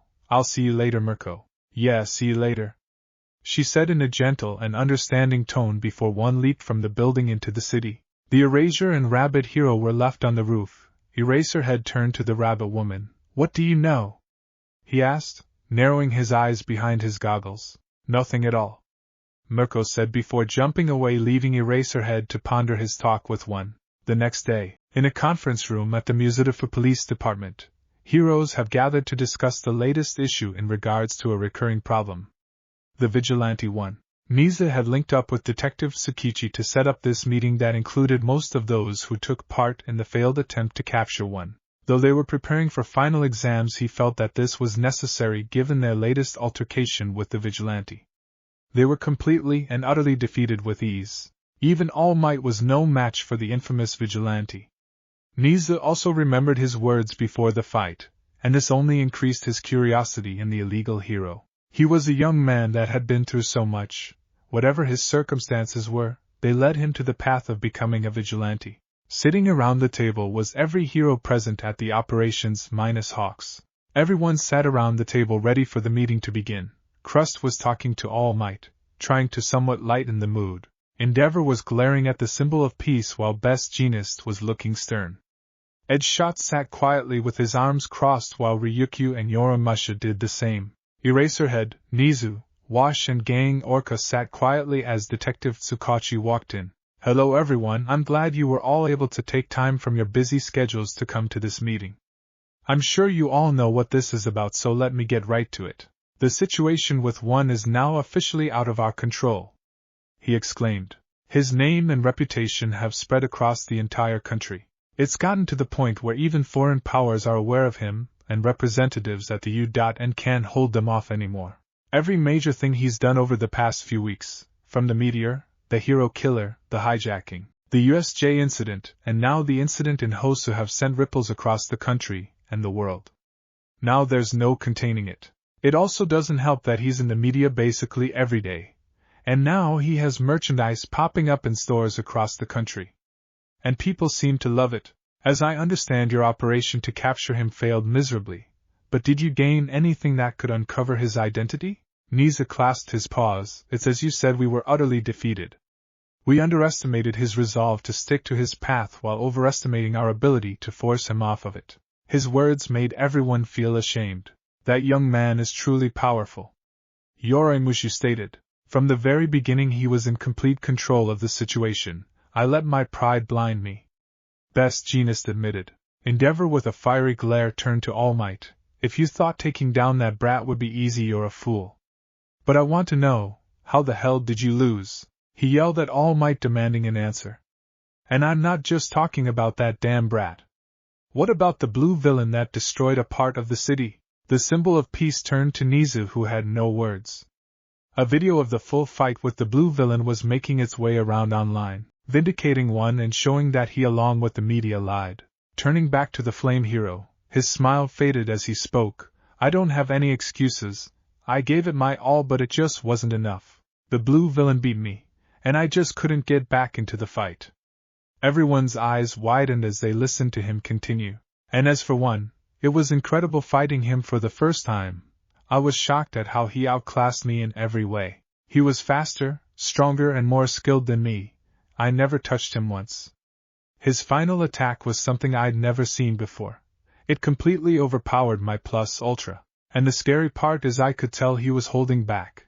I never stood a chance. He finished, with his words shocking everyone in the room. Everyone's eyes went wide after hearing what All Might had said. Niza just looked down, while Crust looked ready to cry. Endeavor, however, had a look of utter disbelief. He had spent all these years and done so much in the pursuit of surpassing All Might. Realizing he couldn't, he placed everything on Shoto, And now his ambition has been foiled and obtained by some illegal hero who came out of nowhere, and doing it like it was nothing.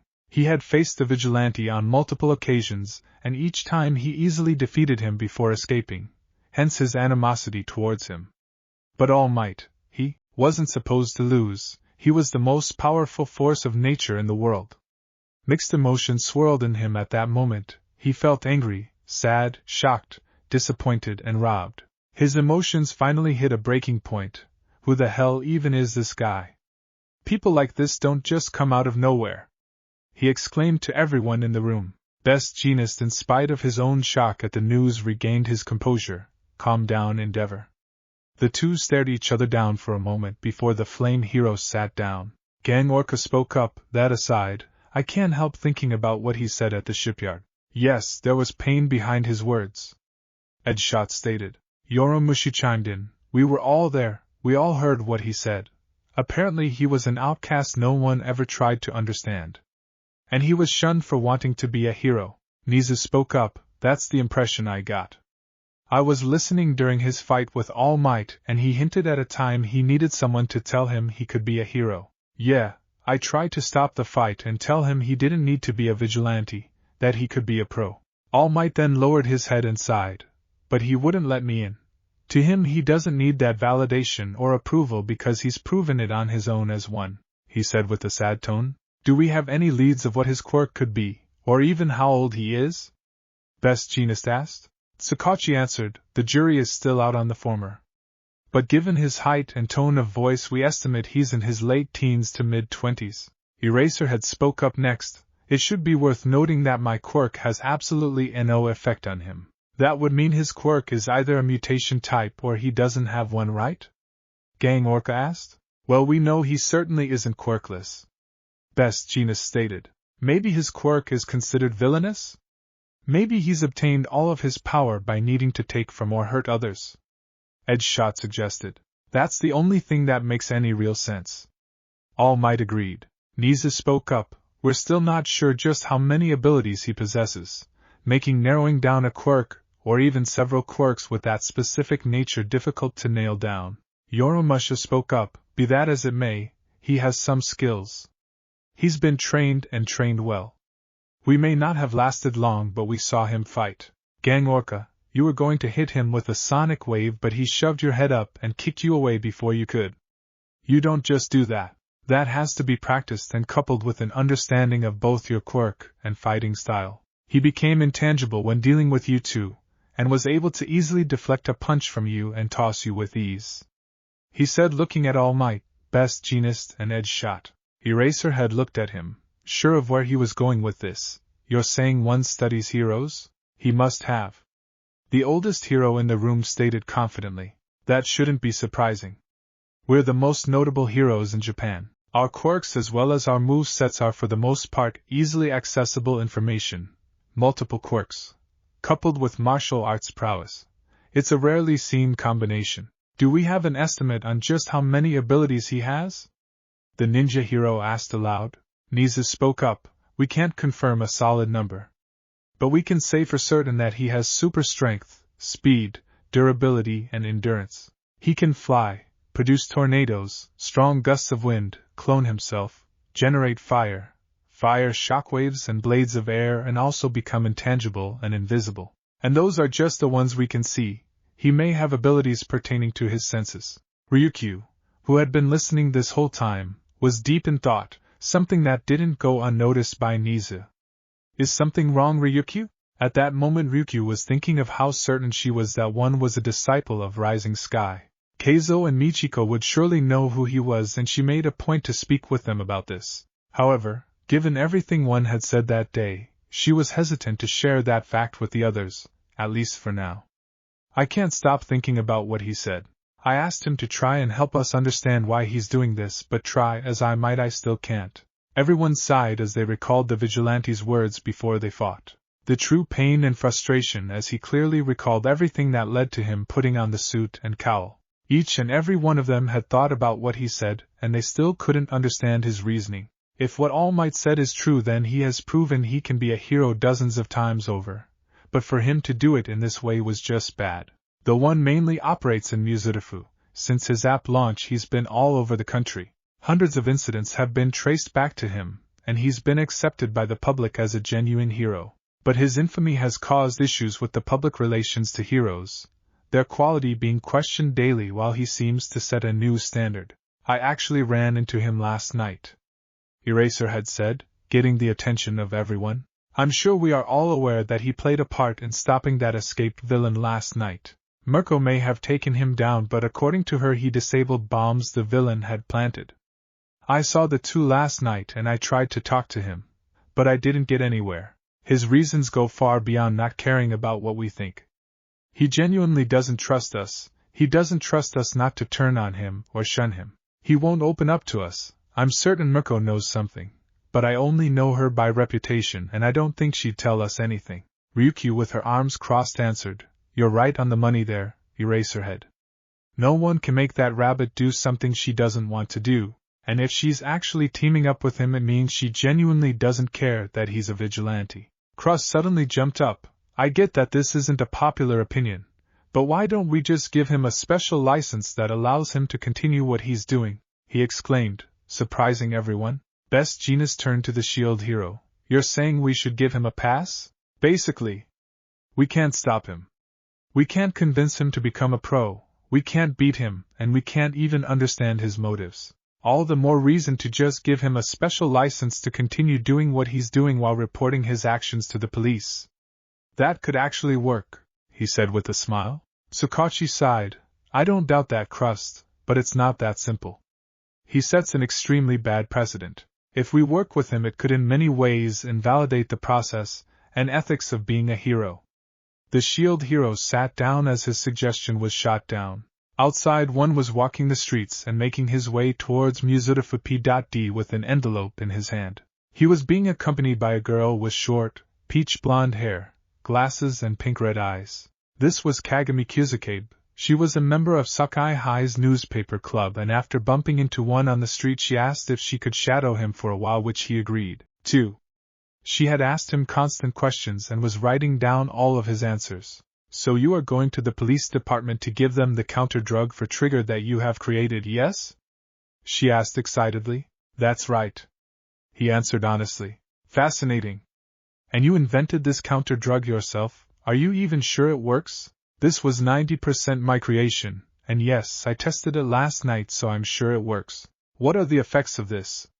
She asked excitedly. Basically, once someone injects themselves with Trigger, you shoot them with this, and the effects done to them cancel. They revert to normal and their muscles are paralyzed, making it easy to apprehend them.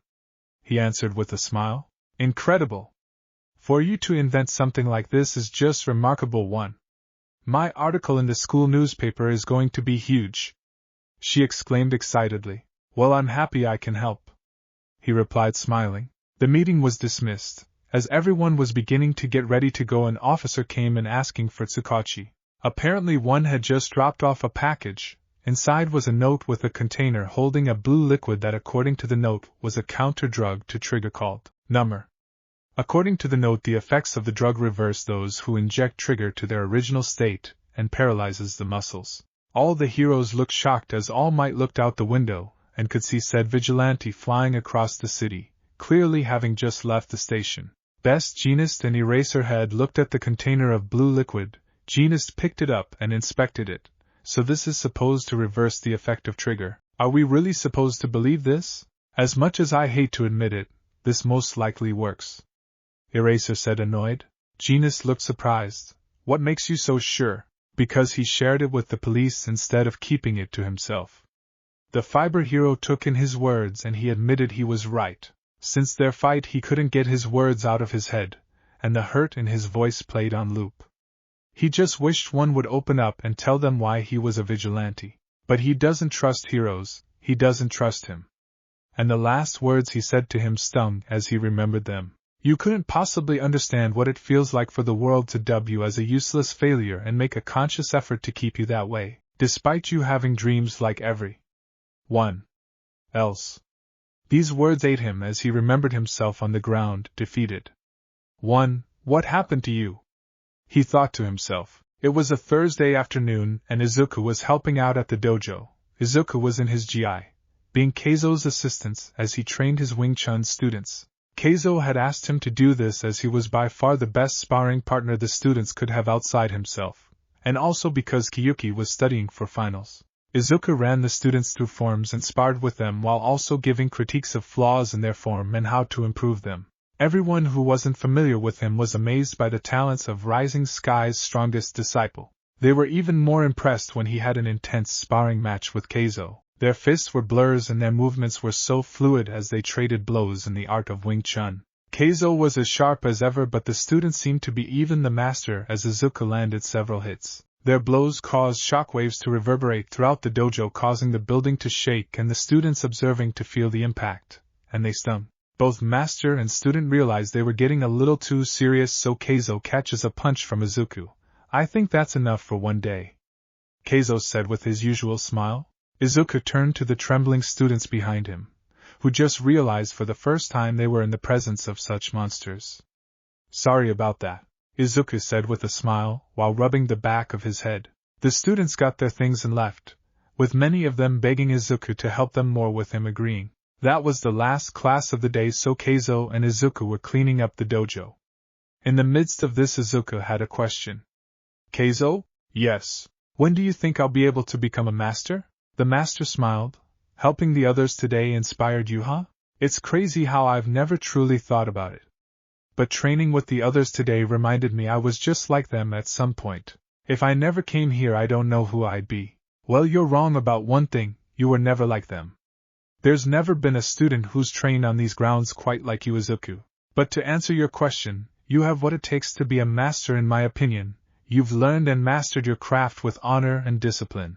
And when you get right down to it, that's all it takes," he said as he got back to cleaning. Izuku smiled at his master's words. The two finished cleaning up and they could hear Michiko talking to someone outside. "First my favorite problem child and now my favorite lole girl has come to pay me a visit. I'm honored."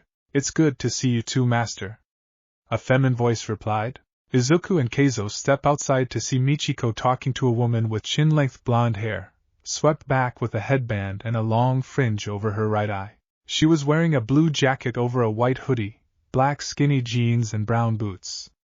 She was in her civilian clothes, but seeing her face, Izuku instantly recognized her. This was then Dragoon hero, Ryukyu. There was only one reason for her to be here and he knew what it was. Keizo smiled at seeing his former disciple, Ryuko. "It's been a while," he said excitedly. The dragon woman turned to the man, Master Keizo. She smiled as she bowed her head to him. "Sorry I haven't visited in so long." Keizo chuckles. "No need for apologies, Ryuko. You're a top hero these days. So what do we owe the honor of this visit? I assume you have something to ask us." "Perceptive as always, master." "I'll get right to it then. I have questions about the vigilante. 1. I'm certain that he was a student here and I'd like you to tell me what you know, as I'm sure you know a lot," she said, facing her former masters. Keizo and Michiko shared a look with each other before Keizo spoke. "Come inside, Ryuko. Let's have some tea," he suggested with a smile. Izuku, who was silently observing the scene, followed them to the main house. Keizo told him to go make the tea while the three sat down in the living room. From the kitchen he could hear them talking about the old days when she was a student, how little the dojo was changed, and apparently the dorm room he usually stays in is the same one Ryuko did. After the tea was ready, Izuku poured it into 4 cups on a tray, and laid it in front of the adults. Ryuko picked a cup and took a sip. She let out a breath as she enjoyed the flavor of the tea. "So masters, can you please give me any information you're willing to share about one?" "What spurred this on, Ryuko? Honestly, I'm surprised you haven't asked us about this sooner," Michiko asked. "Well, long story short, I was involved in an operation along with 8 of the top heroes to capture him. We were soundly defeated, but I suspected before that, and as I saw him fight in person I was certain he was a disciple of yours just like I was. Now I'm working with the other heroes and Muzurafu P.D, and at a meeting we talked about him. I didn't tell the others of your connection to him before I came to you first." Keizo looked at his former student, choosing his word not once, turning to Izuku. I'm not surprised you were able to figure this out, Ryuko. What are the heroes' plans for him if they do unmask him?" "That I don't know. but I suspect they'll overlook his vigilante activities and put him on the path to becoming a pro. She answered. Have any of you asked him why he isn't? Do you have any theories as to why he isn't a pro? Ryuko knew Keizo was asking her these questions to gauge her response. She knew he wouldn't outright tell her who one is, but maybe in his own way he'll silently reveal his motives. Most of the heroes suspect that his quirk may be considered villainous. Maybe he obtained his power by needing to hurt or take from others. I'm not too sure myself what to think. If I learned anything from you two, it's that one's quirk doesn't determine strength. Both of you are the strongest people I know, and your quirks are basically perfect muscle memory. Keizo took a sip of tea. Ryuko. As a student of Rising Sky, I'm sure you know we would handle a student, past or present, if they took the strength we helped them attain on the wrong path. All I'm willing to say is that one is not one of those. He has his reasons for being a vigilante, and we both support him. Izuku was sitting between the adults, just observing the conversation before him. He knew Ryukyu would come asking about him. He's just surprised she came alone. He was also thankful Keizo stood behind him in this situation, and was thankful for his master and father figure. Ryuko just sighed. I knew you'd say something like that. He said that none of us would be able to understand him. He basically told us indirectly why he's a vigilante, but I still don't get it. But I want to. I could hear the pain in his words. Why doesn't he trust heroes? How come no matter how hard we try to get him on the right side of the law he declines? Even to the point he's willing to fight to keep his status as a vigilante? Michiko turned to her former disciple, Ryuko. I want you to take the time to think about this. If you want to understand one, try to understand the world we live in, especially with regards to pursuing a hero career. Then take a good long look at your hero's journey for the start to where you are now. She said, meeting her eyes, her words sinking into her former student. The front door burst open and Mirko walked in. What's up, good people? The rabbit woman exclaimed as she walked in. Hello, Rumi, how was patrol? Michiko asked. The usual. She responded as she walked behind Ryuko and put a hand on her head. I smelled that our favorite dragon lady had come over, so I had to say hi. She exclaimed. Hello, Rumi. Ryuko said, annoyed. Come on. Why do you have to say it like that so dryly? I assume you came to talk about one after you all got your asses kicked? She asked, still smiling. Language, Keizo said. The dragon lady had an annoyed look, this coming from the woman who refused to help us? Because I don't care that he's a vigilante. You people are the ones stressing and losing sleep over this. Rumi shot back. Ryuko continued to look annoyed with the woman. What's your relationship with him? Everyone knows you have one. Mirko just smirked. We're friends. Nothing more, nothing less. Michiko smirked at the women. My favorite problem child and lowly girl are back home again at the same time. Why am I fighting the urge to send you both to your rooms? Nostalgia. Rumi and Ryuko replied in unison. Rumi shrugged. Don't have to tell me twice. I'm going to take a shower and then a nap, she said as she began to leave the house. Hey Midoriya, can I talk to you real quick? Izuku got up from his seat and exited the house with the rabbit woman. They begin to walk to the dorm. Don't worry about her. Those two won't tell her anyway, and there's zero chance of her finding out. Because they'd never think to look for someone like me? Exactly, she responded. They make it to the dorm. I'm about to go take a shower. You can wait in my room, or you can join me? She asked with a seductive look. Izuku had a nervous smile. I'll wait in your room. See you there, stud? She said with a smirk as she made her way to the bathroom. Izuku was laying on Mirko's bed in his underwear waiting for her to come in. He was a little thirsty, so he decided to check her mini fridge. He looked around and grabbed a carbonated water bottle and began to drink. He stood up when he heard the door open, and in came Rumi Usujiyama, completely naked, covered in a towel. Making yourself at home? She asked, looking at him. A little bit of that, and keeping myself hydrated, he answered. The woman gave a seductive look as she smiled at him. Good, because you're gonna need it, she said before throwing her towel to the side and revealing her hot, athletic, naked body in its full glory. His eyes were fixed on her form. Mirko was a beautiful, well-built woman, and her costume made that clear. Her boobs were roughly as big as Momo's and her ass was toned and thick, and he's imagined on multiple occasions what it would be like for her to sit on his face. The rabbit saw the mesmerized look in his eyes as she approached him, smiling with a lust-filled look. See something you like, kid? She asked, looking up at him. Yeah, actually. I'm seeing a lot of things I like right now, he answered, looking down at her with a charming smile. She smirked as she began massaging the bulge in his underwear. Me too, she said as she dropped to her knees and pulled down his underwear, freeing his dick. She started to lightly stroke it, her eyes going wide in realization. Wow. This thing is bigger than I remember. The dick was now a solid, hard 12 inches when she put it over her face. It's way bigger than my dash. Damn. She smelled it, and the scent alone made the pussy start to drip. She gave the tip a kiss before swirling it with her tongue. She then mouthed the side of it before taking the dick into her mouth and firmly sucking it. She bulged her left cheek with it before easily swallowing him all the way to the base with his pubic hair tickling her nose. Izuku was shocked at this action. He looked at her beautiful face, amazed with his dick in her hot, tight throat. Holy crap! She swallowed me whole like it was nothing. Damn, look at all that ass, he thought as she started bobbing her head up and down his shaft. She continued to suck and slurp him all while her eyes watered and her pussy made a small puddle on the floor. Izuku stood, gladly enjoying the blowjob. She was clearly very experienced, and this felt damn good. Rumi looked up at him as she took one of his big balls into her mouth and gently suckled it. Izuku let out a moan from the unfamiliar pleasure, something the rabbit woman noticed as she freed the testicle from her mouth. Never had your balls sucked before, have you, kid? Izuku smirked. Is it that obvious? That feels so good. Rumi chuckled a little. You might want to tell your girl that, she said as she stroked his dick with one hand while she played with his balls with the other. Because you've got a nice set of family jewels here. They're the size of pool balls, she said before taking the other one into her mouth and pleasuring the male.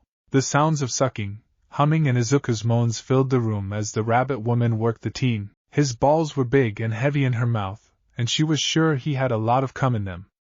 After a while she freed the cum-filled sack from her mouth and looked at her work. She had a lustful look in her eyes as she stood up looking at him. This is exactly what I needed, she said smiling as she wrapped her hands around his head and pulled him down into a kiss. The two tongues wrestled for dominance with Izuku beating her while grabbing her thick ass and giving it a squeeze that surprised her.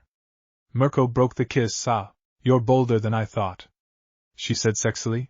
Izuku gave her a charming smile. What can I say? I like this bunny's buns.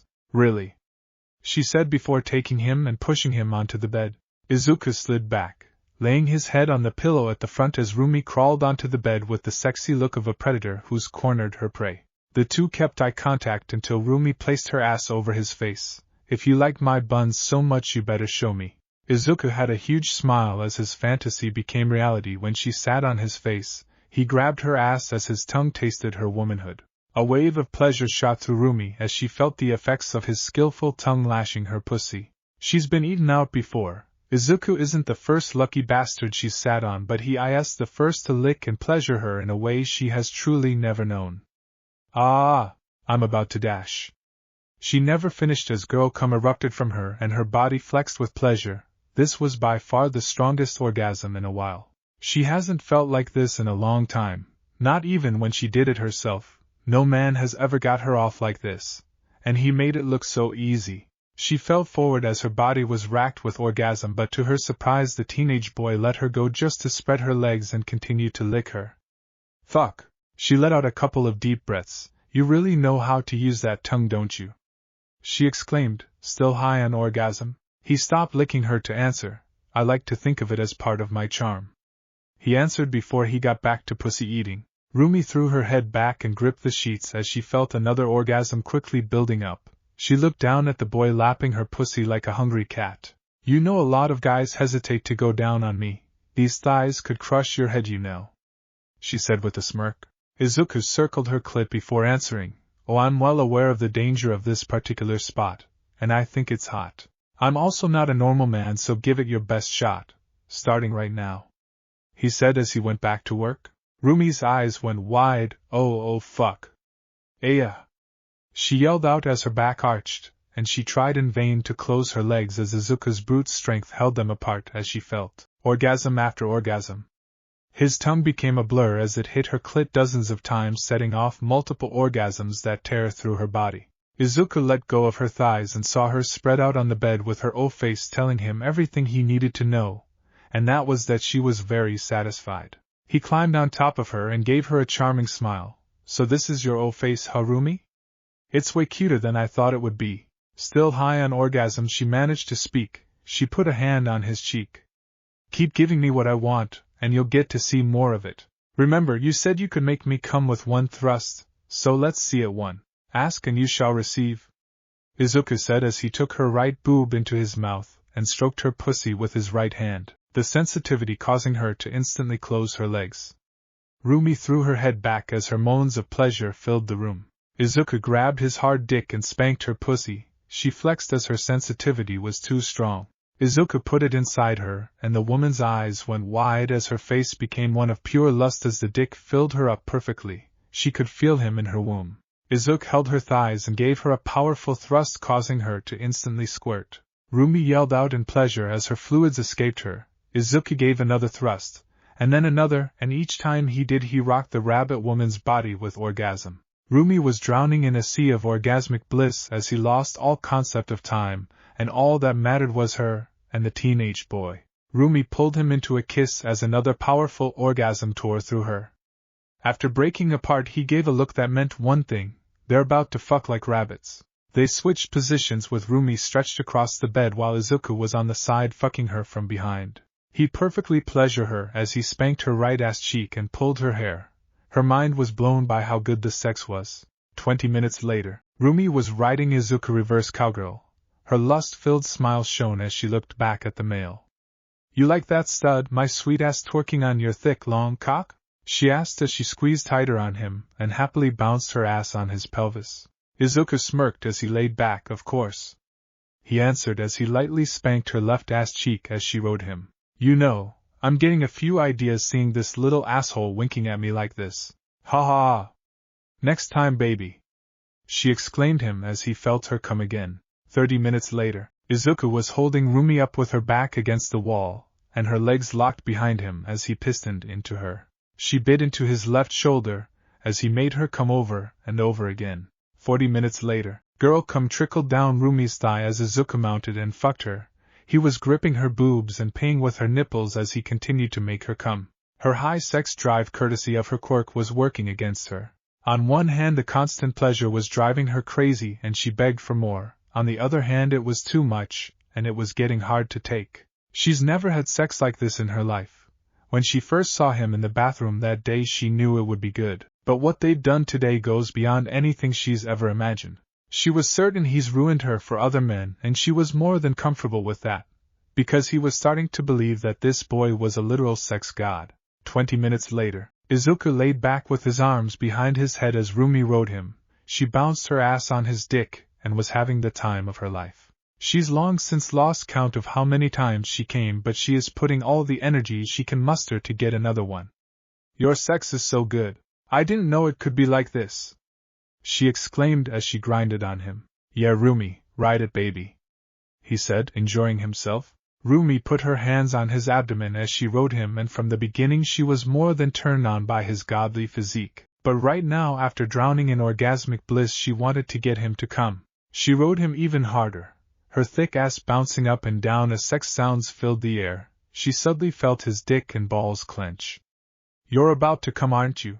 She asked with a lust-filled smile as she continued to ride him. Go ahead, I want to feel your hot jizz in me. Don't worry, I'm on the pill, baby. Just blow your load and gimme, she said as she kept riding him until Izuku reached his limit and raised his hips, releasing a copious amount of his seed into Rumi's womb. This action also made the rabbit woman slam her ass on the male's pelvis and lean forward, biting Izuku's shoulder as a powerful orgasm tore through her. She could feel it, she could feel her womb being filled up by this boy. There was so much of it she could feel it overflowing out of her and onto him. Her pussy was throbbing. She not only learned her limit but had gone far past it as she lifted herself up, freeing the male of her entrance, and falling on top of him. Izuku laid her beside him and brushed the hair out of her face. She was spent and had the look of a sexually satisfied woman. You're a really good friend, Izuku, she said with a smile as she tried to catch her breath, still riding her orgasmic high. He smiled back at her. I do my best. Good to know I didn't disappoint. He began as he leaned into her left ear. Right, Rumi? He asked with a charming smile and a flirtatious tone. Rumi's eyes went wide. From the moment he brain registered those last words, she felt a familiar sensation in her womanhood. She just came, again. It was a smaller one compared to the others she's had today, but he didn't touch her, he didn't penetrate her, but still brought her to the point of pleasure. She had no words, only thoughts. He only said my name. And I came, Izuku Midoriya. Just what are you? Next week, Izuku and Taku had finished their final exams and they were both confident in how they did. Once they were done they were allowed to leave school, so they were now on the train heading back home. They talked about the upcoming expo with Taku still not telling him what he's going to present. Taku decided to head home and relax while Izuku chose to do the same before going out on patrol. When Izuku got home he found his mom reading on the couch while his dad was on the kitchen table helping Eri with writing kanji. They all welcomed him when he entered the home, with Eri getting up to hug him. After leaving her he decided to call Momo as she had her practical exam today. By now she's either done it or she's still waiting her turn, so he called her. The phone rang for a while before he heard his love's voice. Hello Izuku. Hey Momo. I just got done with finals and I'm relaxing at home. How'd your practical exam go? I haven't gone yet. It turns out we're not fighting robots but the teachers. Really? He asked, surprised. Yes. They've split us in teams of 2 and we're to either capture or escape from our opponent. Okay. Given the current state of the country that does make sense. Who's your partner and who are you up against? My partner is unfortunately Bakugo, and we're up against All Might. She said, slightly nervous. Wow, the #1 hero. I'm assuming you have a plan to capture him that Bakugo has no interest in listening to? She sighed. Yes.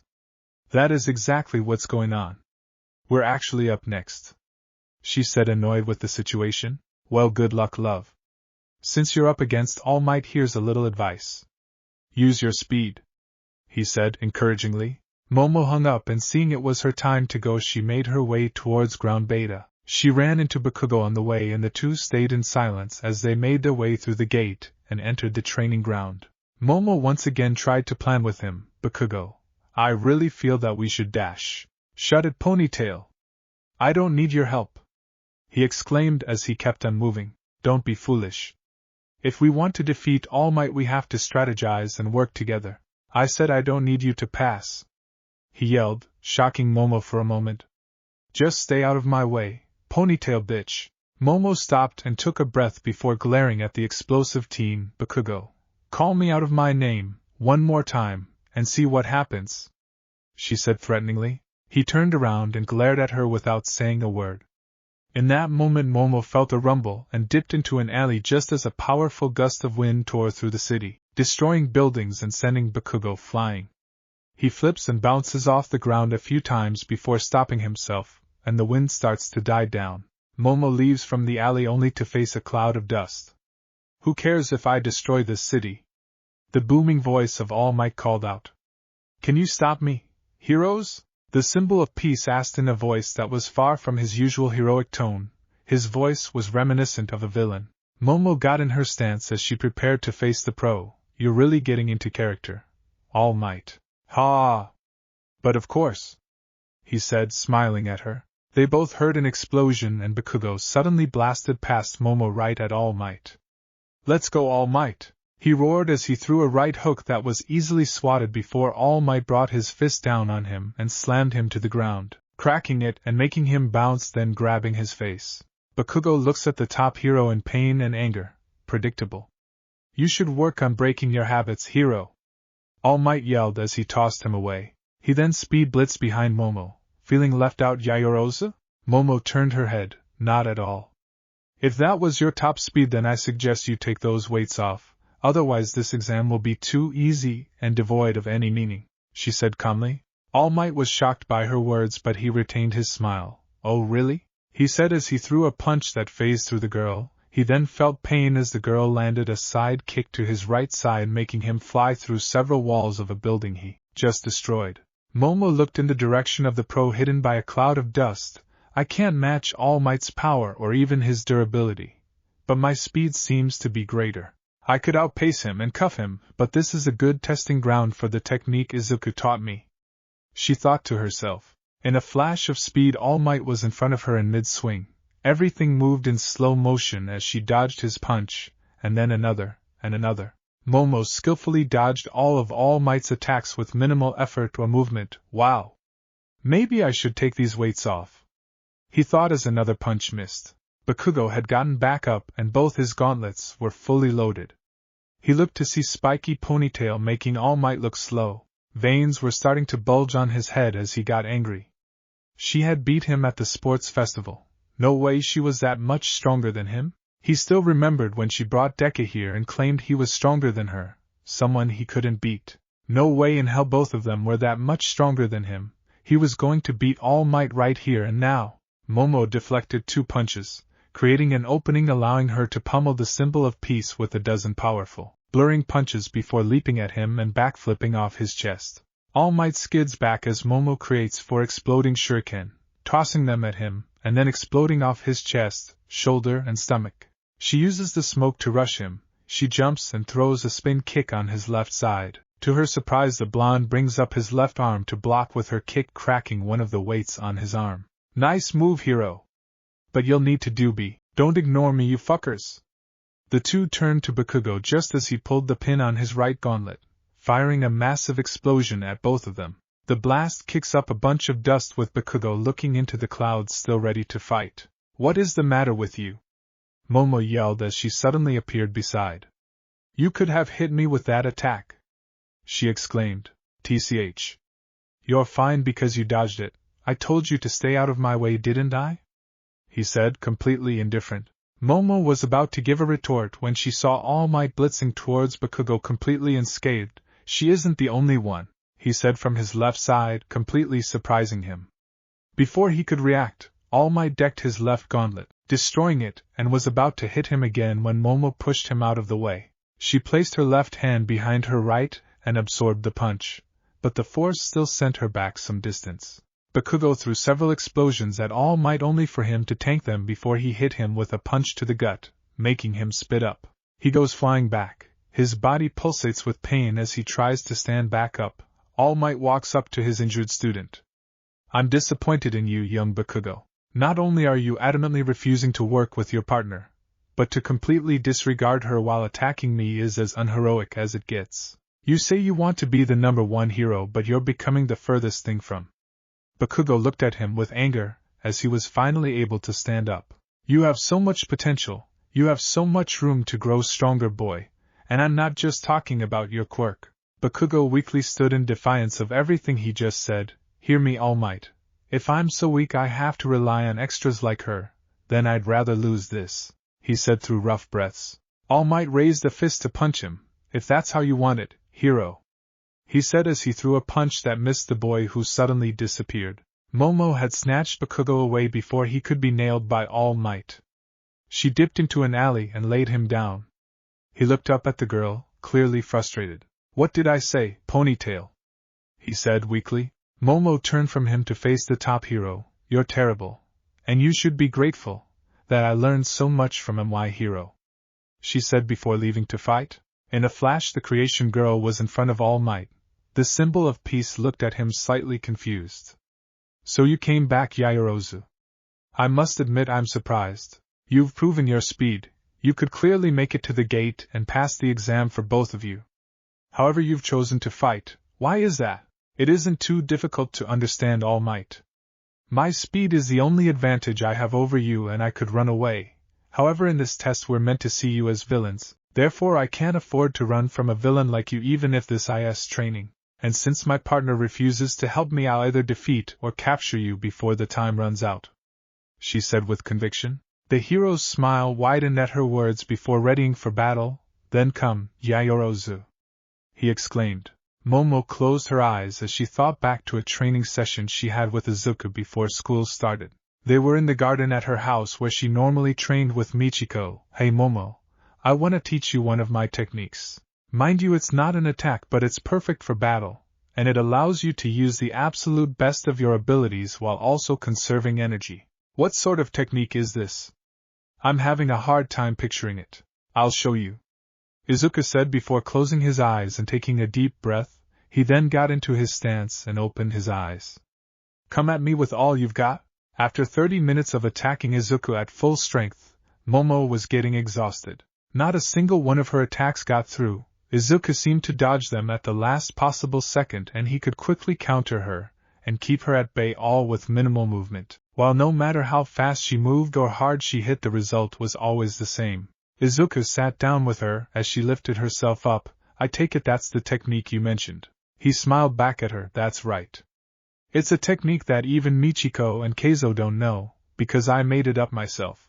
I call it flowing instinct, and it's a very handy technique to have, especially when you have to spar with monsters like Keizo and Michiko. Hell, the first time I ever beat either of them in a match was because I had this. How is it done? It's a combination of other techniques, mainly the Saikuken, the inner eye, and the awakening breath, or as I like to call it, the abandonment. But there are certain criteria that must be met before you can activate it. First off, your mind must be absolutely calm, meaning nothing, including the fear of failure or death, can weigh you down. Number 2, you must have a good understanding and read of your opponent's rhythm. And 3. Back in the present, Momo took a deep breath as she slowly whirled her hands in a flowing motion and took her stance as she exhaled. And 3. Zone in on your opponent with all your heart and soul. Momo thought to herself while also remembering Izuku saying the same. She opened her eyes, and if one could see the Saikuken, they would see that Momo was covered in a thin layer of silvery blue aura. She opened her eyes. The real test begins now, All Might, she said, now fully ready. Momo rushed at the symbol of peace, appearing behind him in a flash. All Might stopped for a moment as he rubbed his left cheek from the hit she just landed and looked at his arm to see the weights locked to had been shattered. He turned to the girl who just gave him a look. His smile didn't falter. Very well, Yaoyorozu, he said before taking off the weights on his other arm and legs, then turning to the girl. Regardless of how this ends, I really want to meet the person who trained you, he said before they both rushed at each other. All Might threw powerful punches, but every time it seemed he would connect, Momo was able to dodge at the last possible second. The two become blurs as they move across the training ground. Momo is able to deflect his attacks and land counters that don't have the same power he does, but they land and build up while he misses and wastes energy. Her face, while serious, didn't shift in the slightest. She was completely zoned in on their fight. Something that amazed everyone watching from the observation room. All Might crossed his arms and rushed at Momo. Detroit, smash! All Might threw a punch with Momo blitzing right into it, but Momo shifted and avoided his attack. She got close and shoved a fist into his stomach. In that same motion she hit him with a blurring flurry of kicks that stunned him in place. Momo leaps at him and hits him with whirlwind kicks. All Might tanks the hits and comes back at her. Momo continues to dodge and counter, but she falls for a feint, and her left side is grazed. She adjusts and quickly creates a trip mine and throws it onto a street light behind him. She's able to dodge 2 punches before getting some distance. She then speed blitzes him at her fastest and lands a brutal leopard punch into his gut. This hit does the most damage as he stumbles back. He gets close enough to alert the trip mine, which fires a string of web fluid at All Might's back and pulls him back before covering him in strong web. What the hell? He exclaimed before his right hand was cuffed, with his right being pulled behind him and also cuffed, leaving him bound to a street light in some weird yet strong web while his hands were cuffed behind his back. You've been captured, All Might. All Might looked around, seeing that he really was cuffed and bound. Ha ha ha ha ha. He began to laugh out loud. Impressive. Truly impressive, Yaoyorozu, he said, still laughing. Well, this exam is on a time clock, and if I even had a chance of defeating you, it would take more time than we have. You planned this from the start, having me take off the weights to test yourself, while the entire time you were planning to capture me? To be perfectly honest with you, I could have cuffed you at any point during this exam. However, I wanted to test my new technique with you at your best. Speed was all I had here, and I knew I couldn't match your power or durability, so I was hoping to find a limit to the latter. But I would have needed more time. I honestly want to know what training you've done to become so strong. You have great control of your quirk and superhuman prowess that isn't related to it. That's always been a mystery to me. It's no secret, All Might. I merely trained with one of the gods of martial arts. One of many lessons I learned is that the human body is capable of incredible things. Though society is so built up on quirks, it's important not to forget that. All Might took in her words. I see. Well, you passed Yayorozu, congratulations, he said, smiling. Thank you, All Might, she said, bowing her head before going to check on Bakugo. She suddenly grabbed her left arm as she suddenly felt pain. She then remembered where it came from. This hurts. He only grazed me, she thought as she rubbed her hurting side. Flowing instinct could definitely use more work. Back in the observation room, everyone had witnessed her basically say she may have beaten All Might if given more time. This concluded the final exams, with many students happy at their accomplishments while others were dejected. Many of them have overcome the trial the teachers had set for them, and those who passed were going to the summer training camp. The first semester was almost over and they had much to look forward to. Chapter 20, Understanding and Respect. One flew across the city with Skywalk. It was a relatively peaceful day in the city. He hadn't noticed much crime and he hadn't gotten too many alerts and requests on the app, and he took that as a good sign. One looked down from the air and he could see a girl of roughly 11 years old looking sad. He had nothing to do, so he kicked off the air and flew towards the ground in the direction of the girl. He landed with finesse and the girl's eyes went wide as she recognized who just landed before her. One looked at the kid. She had magenta-colored hair and long pigtails with green eyes. She was wearing a gothic dress shirt, a black skirt with black and purple leggings and black shoes. Hello? I was just flying over the city and looked down and saw you looking sad, so I came to help. He waved a finger at her. Hazuki, right? The young girl lit up seeing that he remembered her. Yeah, that's me. I'm Hazuki Shimada. You remembered me, she exclaimed excitedly. He smiled at her. I'm pretty good at remembering names, especially those I've helped. Why the frown, Hazuki? The girl's face shifted to a sadder one. I wanted to buy that stuffed fox for my sister, but I don't have enough. One turned to the left and looked to see a large, stuffed, blue fox in the window of the shop next to them. I see. Does your sister like plushies like that? Yes. But she's been having a hard time lately, moving to Japan, life at school, with her friends. But at home she always helps and plays with me. She does all the cleaning. So I wanted to give something that would cheer her up and let her know I care, she exclaimed as she closed her eyes as tears threatened to escape. One's heart was moved as he gently placed a hand on the girl's head. You're very considerate, Hazuki. Not everyone is so willing to lift up others when they need it. She smiled as her green eyes looked up at him. Let's go talk to the shop owner, he said with a smile. 5 minutes later, One and Hazuki exit the shop with her carrying the giant stuffed fox with the smaller one in the hands of the big one. The big one was 12k yen. Luckily Hazuki already had 5k, so he paid the difference with the cash he kept on him. After buying the big one, he decided to go the extra mile and buy her a smaller version, so now she and her sister would have one, and the young girl was grateful. That takes care of that. I hope the plushie makes your sister happy, Hazuki, he said with a smile. Thank you, One. She'll be so happy now. Can you bend down a little? She asked him with a slight blush on her face. One drops down to her level and is surprised when she plants a kiss on his right cheek. She pulls away and looks at him, still blushing, with a big smile. You're really nice, One. That's for being my hero. And I've decided when I get old enough I'm gonna be a hero just like you. The hero took in her words as he smiled at her. I'm honored. What's your quirk, Hazuki? The young girl smiled at him. Constructive aura. I can make things out of energy, she said as she suddenly made a giant green hand that spun a green basketball on its index finger before disappearing. That's an amazing quirk, Hazuki. You can definitely be an amazing hero with that. But remember that being a hero isn't just about what you can do, it's about what's in here, he said as he put his fist over his heart.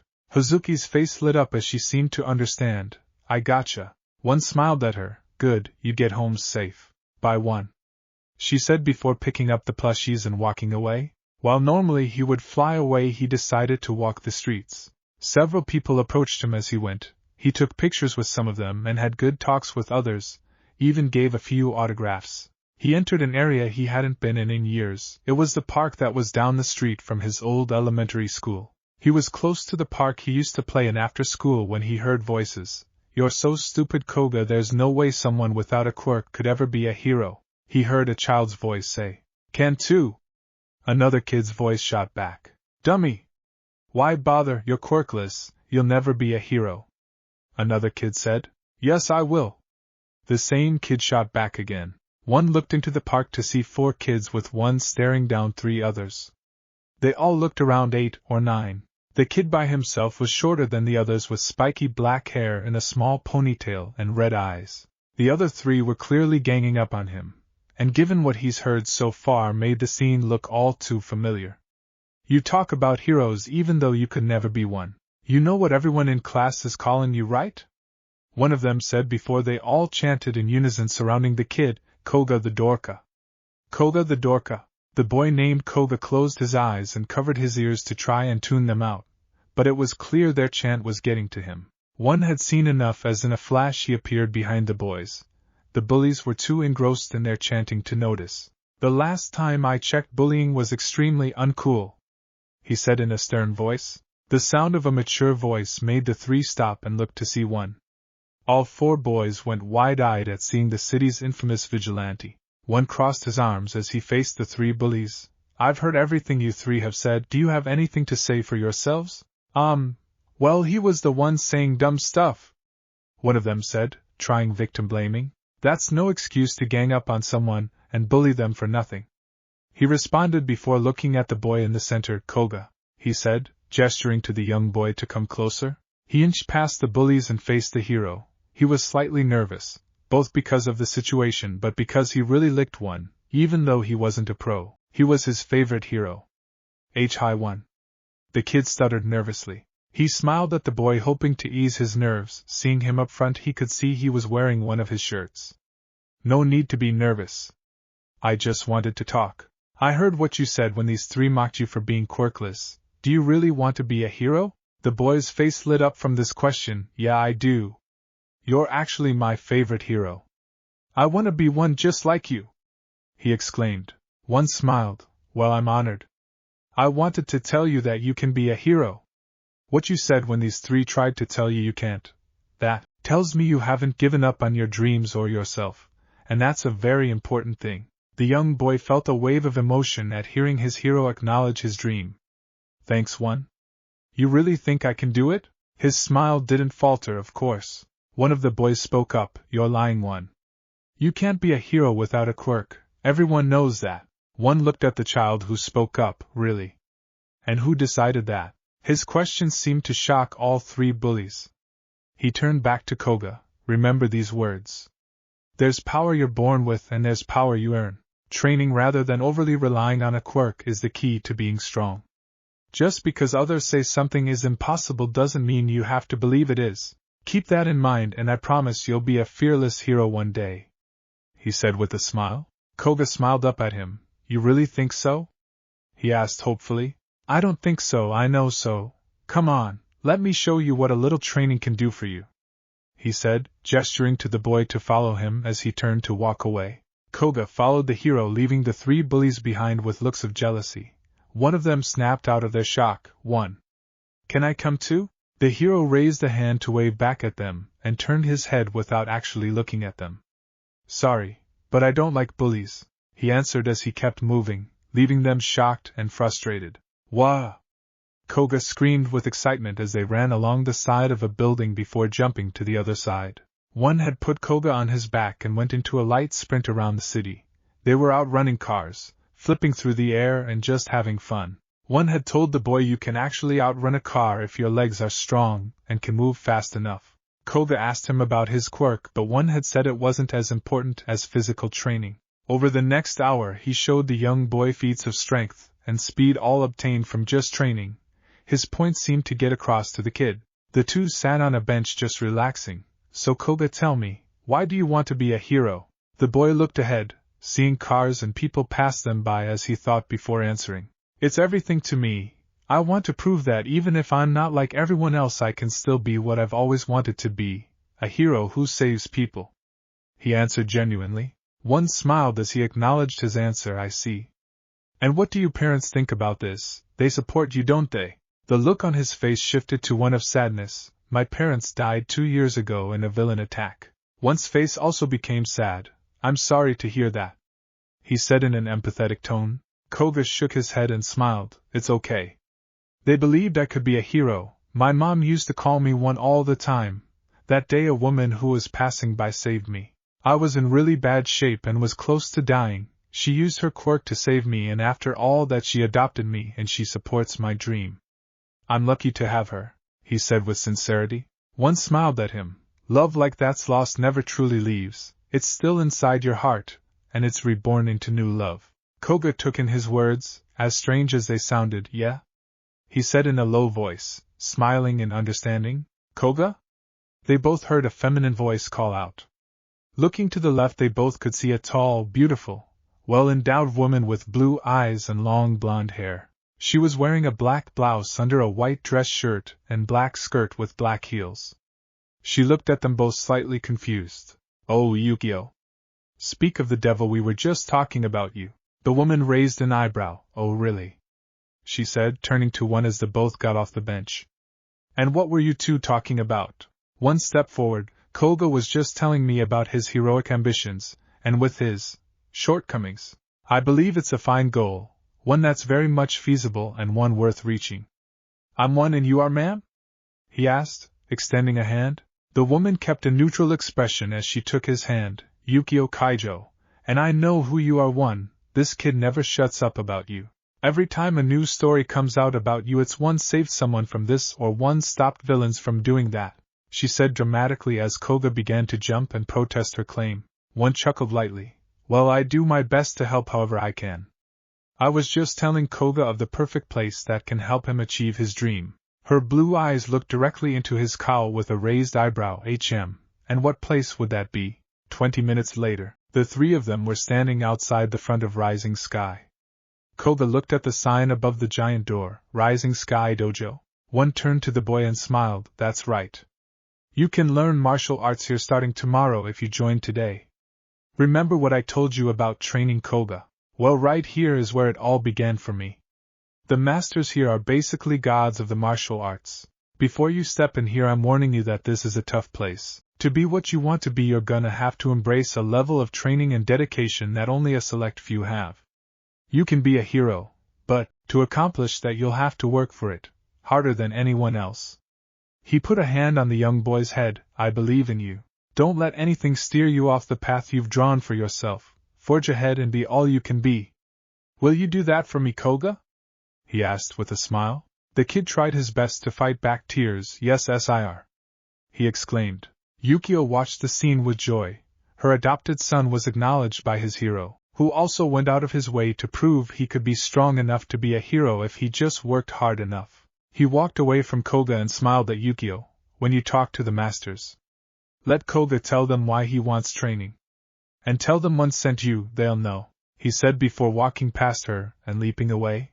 Koga looked up at the hero as he flew away, tears threatening to leave his eyes. One, thank you, he thought to himself with pure gratitude. One flew across the city. He looked down for any action or anything suspicious.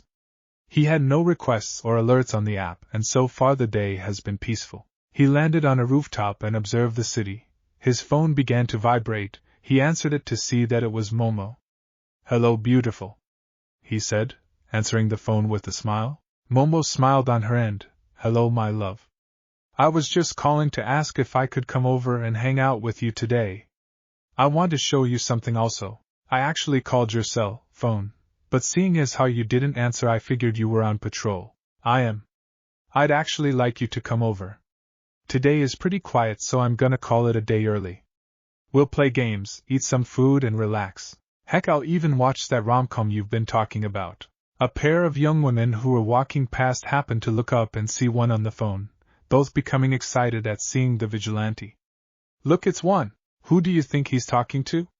One of them asked excitedly. His girlfriend, maybe. Her friend suggested. One looked down and smiled at the two women before putting a finger to his lips. I was right, the same woman exclaimed as the two went about their day. I'll see you in an hour, love. he said before hanging up his phone and putting it away. He looked out to the city, now to kill some time. As if on K, he suddenly got an alert on the app that read a villain is destroying the woods. He accepted the request, and in no time he was talking to the one who put in the request. It was a kid of roughly 10 years old, with 2 other boys around the same age. He looked down at the 3 kids who were clearly scared from what they'd witnessed. With his sharp hearing he could hear explosions going off nearby. "I got your request, can you tell me what happened here?" One of the scared children spoke up. "It was a guy. He has an explosion quirk, and he's destroying everything," he said, still shaken up. "Did he hurt you or try to attack you?"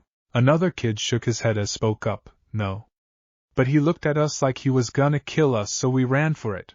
One looked into the wooded area, still hearing explosions. "I see," he said before turning back to the kids. "What did he look like?" "He had spiky blonde hair, and he had on a blue muscle shirt," the last kid answered. One smiled at the 3 boys before putting his hands on the shoulders of 2 of them. "Thank you. I have all the info I need now. You boys get home safe, okay?" They nodded to him before walking away and leaving him to enter the woods. He was hit with a bit of nostalgia walking these woods as he actually remembers this area. When he and Bakugo were still kind of friends, they along with the others would roam these woods all the time. He continued to walk. All he had to do was follow the explosions and the trail of destruction being left behind.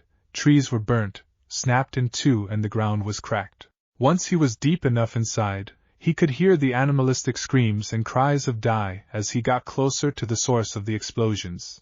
He made it to a slope that led into a wide clearing.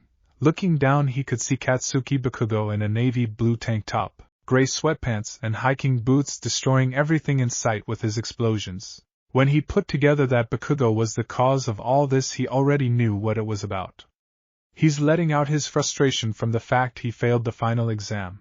Momo had told him everything, and she was happy that she used his flowing instinct technique. As he looked at Bakugo, he couldn't help but wonder how some things never change. You would think with all the failures someone as egotistical as him has had since entering U.A, it would force him to look inward and change. Only a fool doesn't change. He thought about Keizo's wise words as he jumped into the clearing.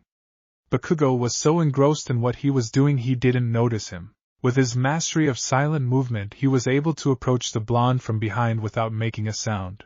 He taps the explosion boy on the right shoulder. "Hey." Bakugo is so surprised he spins and throws an explosion at whomever startled him, only for his forearm to be grabbed and his explosion hitting nothing. "Relax, okay?"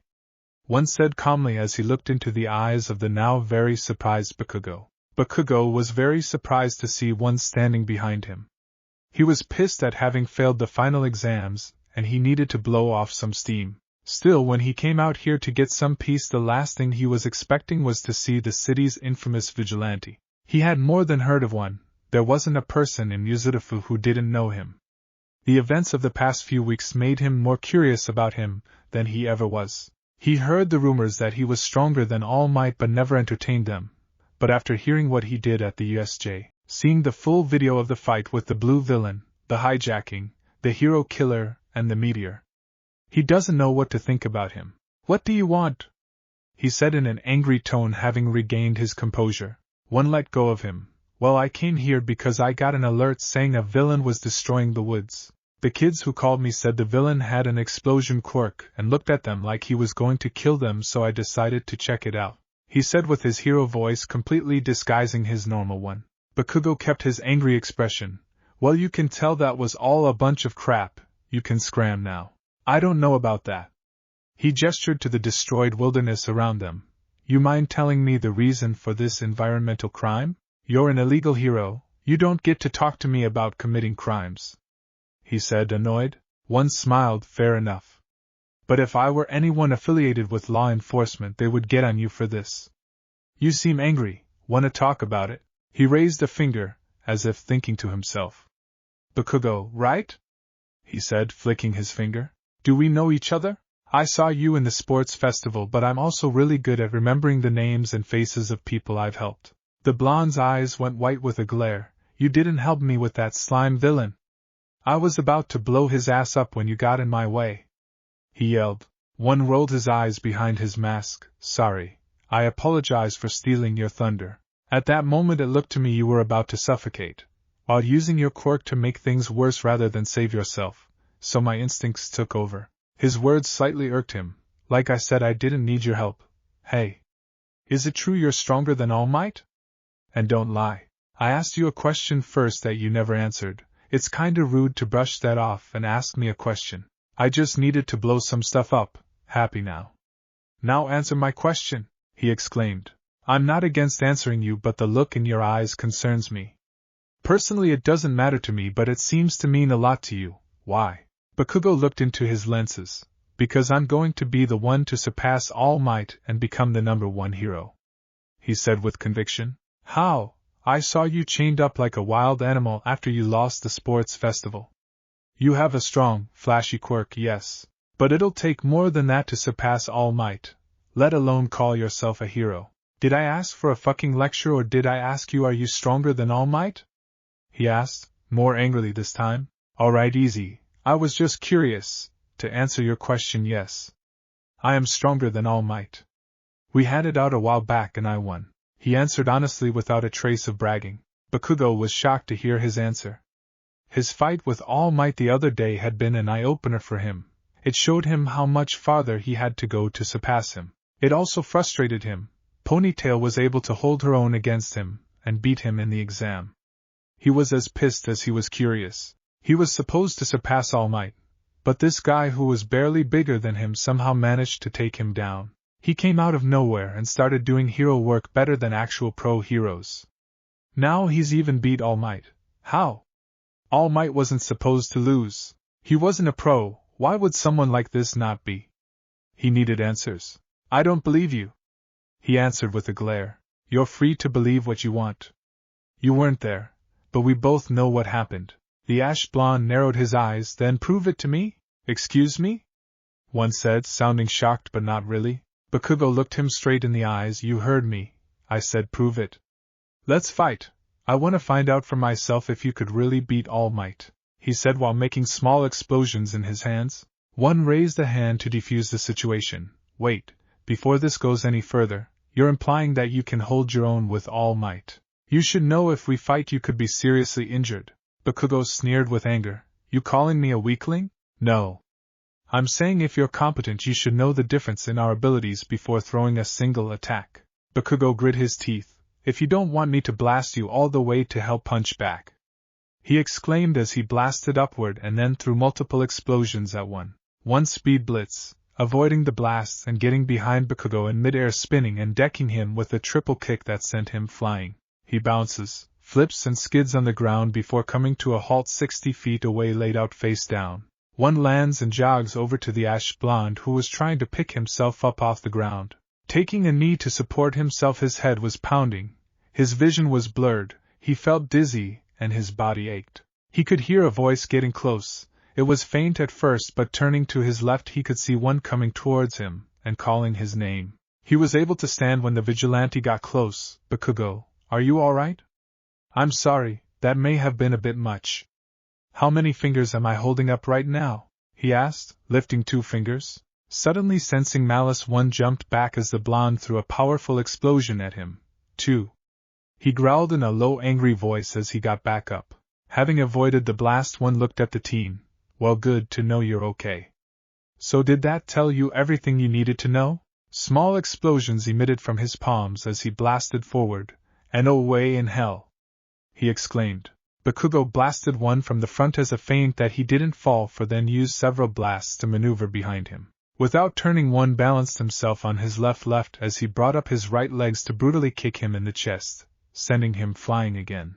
Using explosions to stop himself, he stood to face the vigilante who was in his face so fast he seemed to teleport with his arms crossed. Are you satisfied yet? Growling at his question, the blonde fired consecutive explosions at him, but to his shock one easily deflected each of his blasts. Explosions fired off in multiple directions as his hands were deflected. One also countered with punches and palm strikes to his face, chest, stomach, all while easily deflecting him and getting closer and closer. One swats away a right hook and then a left before nailing the ash blonde with a brutal palm strike to the left cheek. He then quickly lands a left low kick to his right leg, then two to his left thigh, and one to his left side before finishing him with a side kick to the gut. As Bakugo goes flying, one speed blitz him and hits him with a left hook to his right jaw, making him fly to the side. He tries to hit him with an explosion as he goes, but one uses his left elbow to divert his arm, causing the blast to miss. The explosive teen hits the ground hard and tumbles before landing flat on his face. Anger enters him and his frustration has reached its limit. He was about to explode. He hasn't touched one a single time since they started, and he was reaching the limits of his quirk. He tried to throw strong blasts, but with his hands swatted away, they were pointless. His hands were hurting, he couldn't keep this up, but he still refused to acknowledge that this nobody who came out of nowhere was actually better than All Might. If someone who isn't a pro and doesn't want to be, can be stronger than All Might and beat him, what does that say about being the number one hero? Being at the top on paper and acknowledged as such, but not truly being the best or the strongest, makes no sense. And that's exactly what one is. He picked himself up and turned to the vigilante with a murderous glare. One just sighed as he looked at him. Bakugo, it's clear you can't keep going, and you clearly don't want to stop. But I do have other things to do today, so here's what we'll do. You hit me with your strongest blow, I'll hit you with a strong one of my own, and we'll call it a day. Hit me as hard as you can. I'm sure once this is over you'll get your answer. Bakugo looked at him and took in his words before taking a breath. He blasts himself into the air and uses explosions to propel himself forward as he spun. He became a human missile as he got closer to one who just stood firm. Howitzer, impact. He yelled as one was blasted with a powerful spiral explosion that fully engulfed him. Bakugo landed and looked at the power of his attack. He was happy with this. That was his strongest blast. Even All Might couldn't completely tank this. He didn't think one was dead, but he was happy to know he was able to hit and hurt him. Ha! You're not so tough now, or why? He yelled into the smoke of his attack. The wind blew, and everything went quiet. Suddenly a voice spoke, no disrespect, but I've been hit harder. One spoke from behind the smoke. Bakugo's eyes went wide as the vigilante exited the cloud of smoke, a smile on his face, and completely unharmed from his attack, not even a scratch on his costume. One faced the ash blonde, who suddenly tensed up. How the fuck did that not hurt you? Bakugo yelled out, demanding an answer. I'm very tough, he answered, poking his heart with his thumb. Get ready, Bakugo, it's my turn now. His words sent chills down his spine. Ready, set, go. One exclaimed as in a flash he was behind Bakugo with his right arm outstretched to the side. Bakugo for some reason wobbled for a moment before turning to see the vigilante was behind him with his back to him. His surprise was short-lived as he was suddenly pummeled with dozens of attacks. It seemed as if the air itself was punching him when a final hit sent him crashing into the side of a hill, knocking him unconscious. One looked at the down Bakugo slightly concerned. Maybe that was little much? But if I didn't take him seriously he'd make it into a thing. He checked his phone and saw he'd been out here for over 20 minutes. Momo would be at his place soon, and he wanted to get home and take a shower before she showed up. The problem was he had an injured Bakugo that he couldn't just leave out here. Looking around and spreading his sense, he didn't feel that anyone was nearby. He dipped into the brush and got out of costume. He put the unconscious Bakugo on his back and left the woods. Izuka heads to Bakugo's house. He gets a few stairs on the street, and after 10 minutes a walking Bakugo stirs awake. What the hell? He exclaimed as he woke up. Good, you're awake. I was a little worried about you. You know being out for more than 10 minutes is super bad for you, Izuka said jokingly. Bakugo's eyes went white with anger. Let the fuck go of me, Deku, he yelled, elbowing Izuku in the face, not hurting but making him drop him on purpose. Bakugo hits the ground and quickly picks himself up. What the hell happened to one? And why the hell was I on your back, nerd? Izuku rubbed his cheek pretending to be in pain. Geez. I was out for a nature walk and saw one sitting next to an unconscious you. He told me what happened, and since I told him I knew you, he trusted me to get you home since he didn't know how long you'd be out. Bakugo registered his words before starting to walk. TCH. As if I'd ever need help from your quirkless ass. Izuku walked behind him. Some things never change. Bakugo turned and glared at him. Got something to say to me? What's with the aggression? We haven't interacted in literal months. Why are you so vile towards me? I've never done anything to you. Bakugo kept his angry expression. You should have always stayed out of my way. Don't forget what you are and there won't be any problems. Izuku was slightly pissed and annoyed by his words. Seriously? I had a dream, the same one you do. What, because I don't have a quirk, I'm not allowed to want to be a hero? Damn right. He answered smugly. You're terrible, you know that? I may have let it go and moved on, but that doesn't mean I couldn't do it. Then why'd you give up? Bakugo asked, not really caring. What could I do? You were right, you can't be a hero without a quirk. A sentiment every school I applied to, including U.A, agrees with. You don't know this, but even All Might told me to give up. Bakugo didn't look at him as he kept walking. Good. Like I said, never forget what you are. Izuku stopped, his words stinging a little. Oh, let me guess?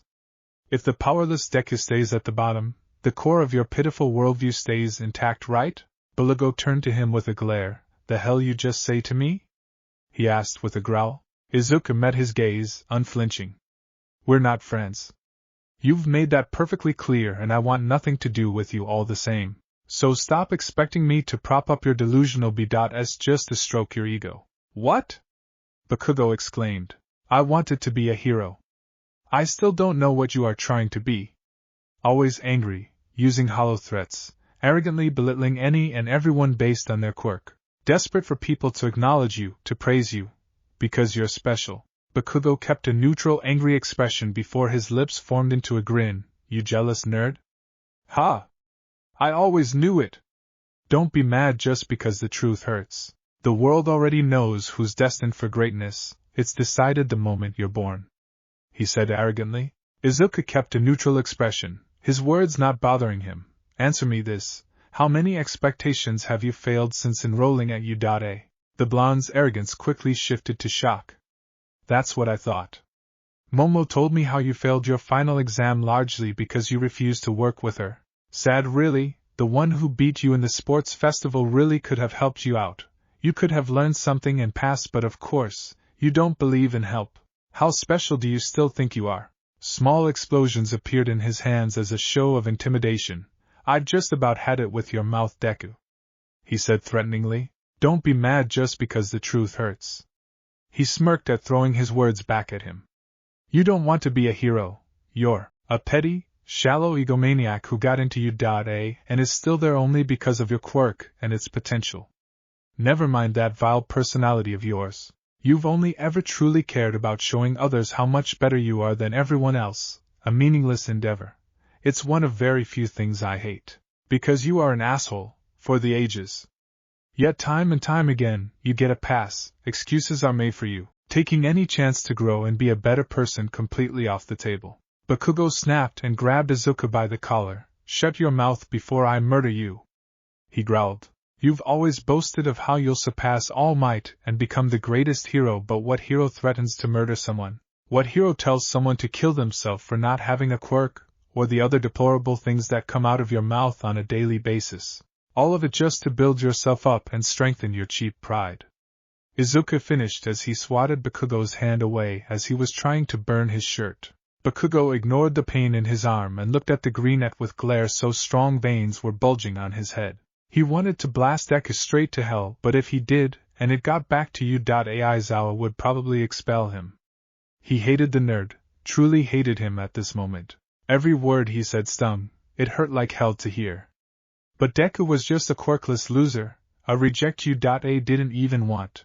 The shit he said wasn't true, he wouldn't let it be, so his words don't mean a damn thing. He was going to surpass All Might and be the #1 hero, and he would do it his way. Get the hell away from me, Deku. He threatened. I was leaving anyway, Izuku said as he walked away. After a few steps he stopped and turned back to the blonde. Hey Bakugo? The ash blonde turned around and looked at him. Here's some advice. Having a little understanding and empathy will help you be a better hero. The person wearing the costume often means more than what they can do, he said as he turned in the other direction heading home. At the Midoriya house, Izuku, Momo, Eri and Kanna were playing a go-kart racing game in Izuku's room. Kanna was sitting in his desk chair while he, Momo and Eri sat between Izuku's legs on the bed as they played. When he had gotten home he saw that the girls were playing in Eri's room. He told them Momo was coming over and if they wanted to play games in his room they could join them. He took a shower and put on some clean clothes and was now wearing a white t-shirt, black basketball shorts and black socks. Momo arrived and they've been playing a multi-sports game ever since. Izuku isn't the biggest gamer but he has a fair amount of games that are fun to play. They were playing a racing game. Izuku was in first, Kana in second, Momo in third and Eri in fifth. They were racing with 6 CPUs. Izuku was in a comfortable lead with Kana and Momo fighting for second. Eri had snagged fourth and was making her way up the ranks, drawing closer and closer to Momo and Kana. They were in their last lap. Eri put her cart into overdrive and as Momo and Kana were fighting for second, Eri bumped Momo's cart and was able to grab third just behind Kana. Aha! Eri pulled it off at the last moment. Izuku exclaimed, having come in first. I was so focused on dealing with Kana, I truly didn't notice Eri creeping up on me. Momo said. I was trying to beat Kana, but I bumped you instead. Eri said. Izuku looked at the stone-faced girl. Speaking of Kana? You rounded that last turn so easily and it's really sharp. How'd you do it? Kobayashi has this game too. She showed me how to do it. She answered casually. Okay. I'll need you to show me that sometime. So we've raced go-karts like 3 times now, let's play a different game. Izuku said as he exited out of go-karting. Alright, what should we play next? Personally I want to play basketball. We can do teams if you all are fine with that. How about tennis? Momo suggested. I prefer to play that standing up and that would mean I'd have to depart with my good luck charm, Eri. He said, rubbing the head of the little girl who cooed at his touch. I like basketball. Eri said. Football? Kana perked up. Let's play basketball first, football second. Izuku said as he started the game. Me and Eri are teams so you two team up. The game started and Izuku and Eri started out with Izuku getting the ball to Eri's character, and she draining a 3. Momo and Kana came back. Momo passed Eri and made a layup. Momo stole the ball from Izuku then passed it back to Kana who drained a 3. The game was only 2 quarters and by the end of the first half the score was 16-20 Momo and Kana's way. The second half started with Kana winning the tip and getting the ball to Momo that Izuku stole and passed to Eri. The two worked in tandem as Eri threw an alley that Izuku slammed. The two teams went back and forth. It was getting heated all the way until the final 10 seconds of the game. The score is 39-40. Eri and Izuku have the ball with 10 seconds left. Eri takes a 3 that gets tipped by Kana. Izuku is able to get the ball with 5 seconds left. Momo jumps thinking he's going to shoot. Izuku gets around her and takes a mid-range jumper and drains it at the buzzer, winning the game 41-40. Yeah! That's how teamwork pulls out. Izuku exclaimed, hugging Eri. You two got so lucky just now. Momo said, smirking at the two. Kana kept a stone-faced expression as she agreed with Momo. Izuku looked at Momo as he hugged Eri. It's my good luck charm, you should think about getting one. He said to his girlfriend as he nuzzled into Eri's hair. After some joking around they all sat down to play football. They decided to play this game as a team. They dominated and crushed the CPUs all the way to a 5-point victory. Kana was bored with video games so she and Eri left the room and went back to her room to play. Locking his door, Izuku and Momo laid on his bed while a movie played. The two were just relaxing and chilling. They talked about the upcoming Island Expo and how much fun it would be as it was both their first time going. Izuku told her about his confrontation with Bakugo both in and out of costume today. Izuku. What Bakugo said doesn't bother you, does it? She asked him, concerned as she looked into his eyes. I've long since learned to tune him out. I remember he said to me once, mockingly of course, You.A will never accept a quirkless loser like you when they can have someone like me. The fact that he was right hurts more than him saying it. Momo put a hand to his cheek. Bakugo's a jerk, you know that. And you know that anyone who has ever doubted or made their false perceptions of you is just being ignorant, she said warmly. His green eyes met her onyx ones. Ignorance is bliss. But it's fine, I've accepted it. Enough about Bakugo, the less I think about that guy the better, he said, changing the subject. So what did you want to show me? Momo blushed slightly, remembering what she wanted to show him. Since their first time she had been practicing her oral sex skills. Michiko had given her some pointers, and the one-themed dildo she made that mirrored Izuku's length has been a huge help. Her gag reflex wasn't gone but was more modulated than the first time she took his huge member into her mouth. "I'll show you," she said with a seductive look as she leaned in and kissed him. She brought her left hand to his cheek and deepened the kiss while Izuku slid his right hand along her waist, reaching under her skirt and groping her sugary sweet ass. Izuku smiled as they kissed. "Oh, so this is what you meant," he said as they continued to kiss. Momo climbed on top of Izuku as they continued to kiss, all the while she was massaging his crotch, feeling him getting harder by the second.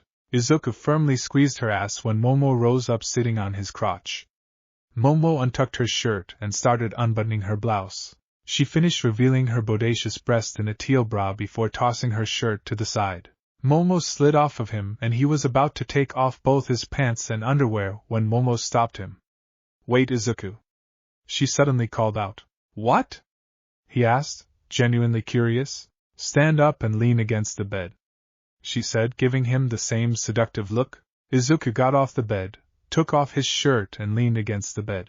His girlfriend gave him a lustful look before lewdly kissing him, then dropping to her knees and sliding down his shorts, revealing his huge, hard dick in the outline of his blue boxer briefs.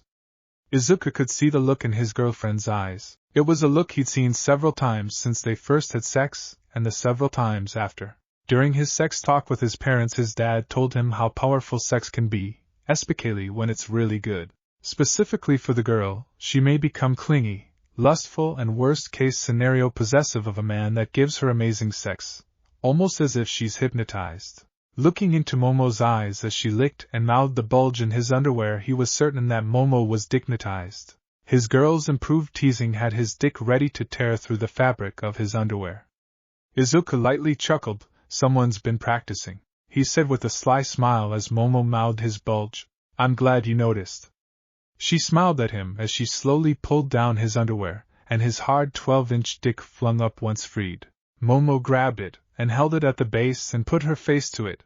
The heat and erotic scent coming off of it was intoxicating. It excited her and moistened her panties. Izuku smirked. "You know I love you, but I can't help but notice you've been all over me lately. The big thing isn't messing with your head, is it?" Momo gave him a seductive smile as she began to stroke his dick and fondle his balls. "It's your fault, Izuku. You flipped a switch in me that I didn't even know I had," she said as she began to lick his dick, "and you will take responsibility for it," she said before holding his thighs and taking his dick into her mouth and swallowing 10 inches easily. Izuku was shocked, the warm, wet and tightness of her throat, the feeling of her tongue pressing against his dick. Momo's deep throat has gotten way better, almost as good as Mirko's. The sensation was so pleasurable he couldn't help but grab Momo's ponytail and shove the remaining 2 inches down her throat. Momo's eyes watered and her pussy soaked her panties. His pubic hair tickled her nose and she could feel his cock flex in her throat. Izuku pulled his cock and her head back, allowing Momo to catch her breath once the vast organ was free from her mouth. Momo kept a lust-filled gaze as she looked at Izuku. "That was incredible, Izuku," she said in between breaths. "But I should have said before, and oh touching," she said, wagging a finger to him. Izuku gave her a slightly surprised look but accepted it. "Now relax, and let me do all the work," she said as she started bobbing her head on his cock, her full lips pressing, slurping and sucking him so intensely he had to restraining himself from accidentally crushing the boards to his mattress set that he was gripping. The sounds of sucking, slurping and gargling filled the room as Momo worked her boyfriend. Izuku let out moans and threw his head back from the intense pleasure. Momo cupped his balls and massaged them as she continued to suck him. She slowly pulled off of him and looked up at him. "How does it feel, Izuku?" "Really good. I'm not gonna hold out for much longer," he answered with a sly smile. Momo giggled a little at his response. "Your endurance is incredible," she said as she gently played with his big, heavy balls. "I really like your big testicles, Izuku. Put them in your mouth and suck them." Momo did just that. She gently suckled on his left ball sack while stroking his saliva-coated cock. Momo sucked his balls with vigor. She was barely able to take just one in the hot pocket of her mouth. Her skills showed with Izuku moans increasing. Izuku couldn't take it as she freed the testicle from her mouth. Momo unhooked her bra and wrapped his dick in between her jiggly breast. Momo fucked him as Izuku fucked her face.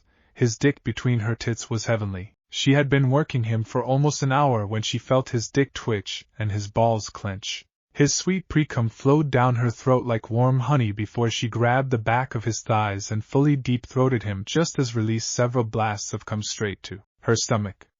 Her eyes were wide, not just from him ejaculating down her throat but the pleasure of orgasm that came from her womanhood.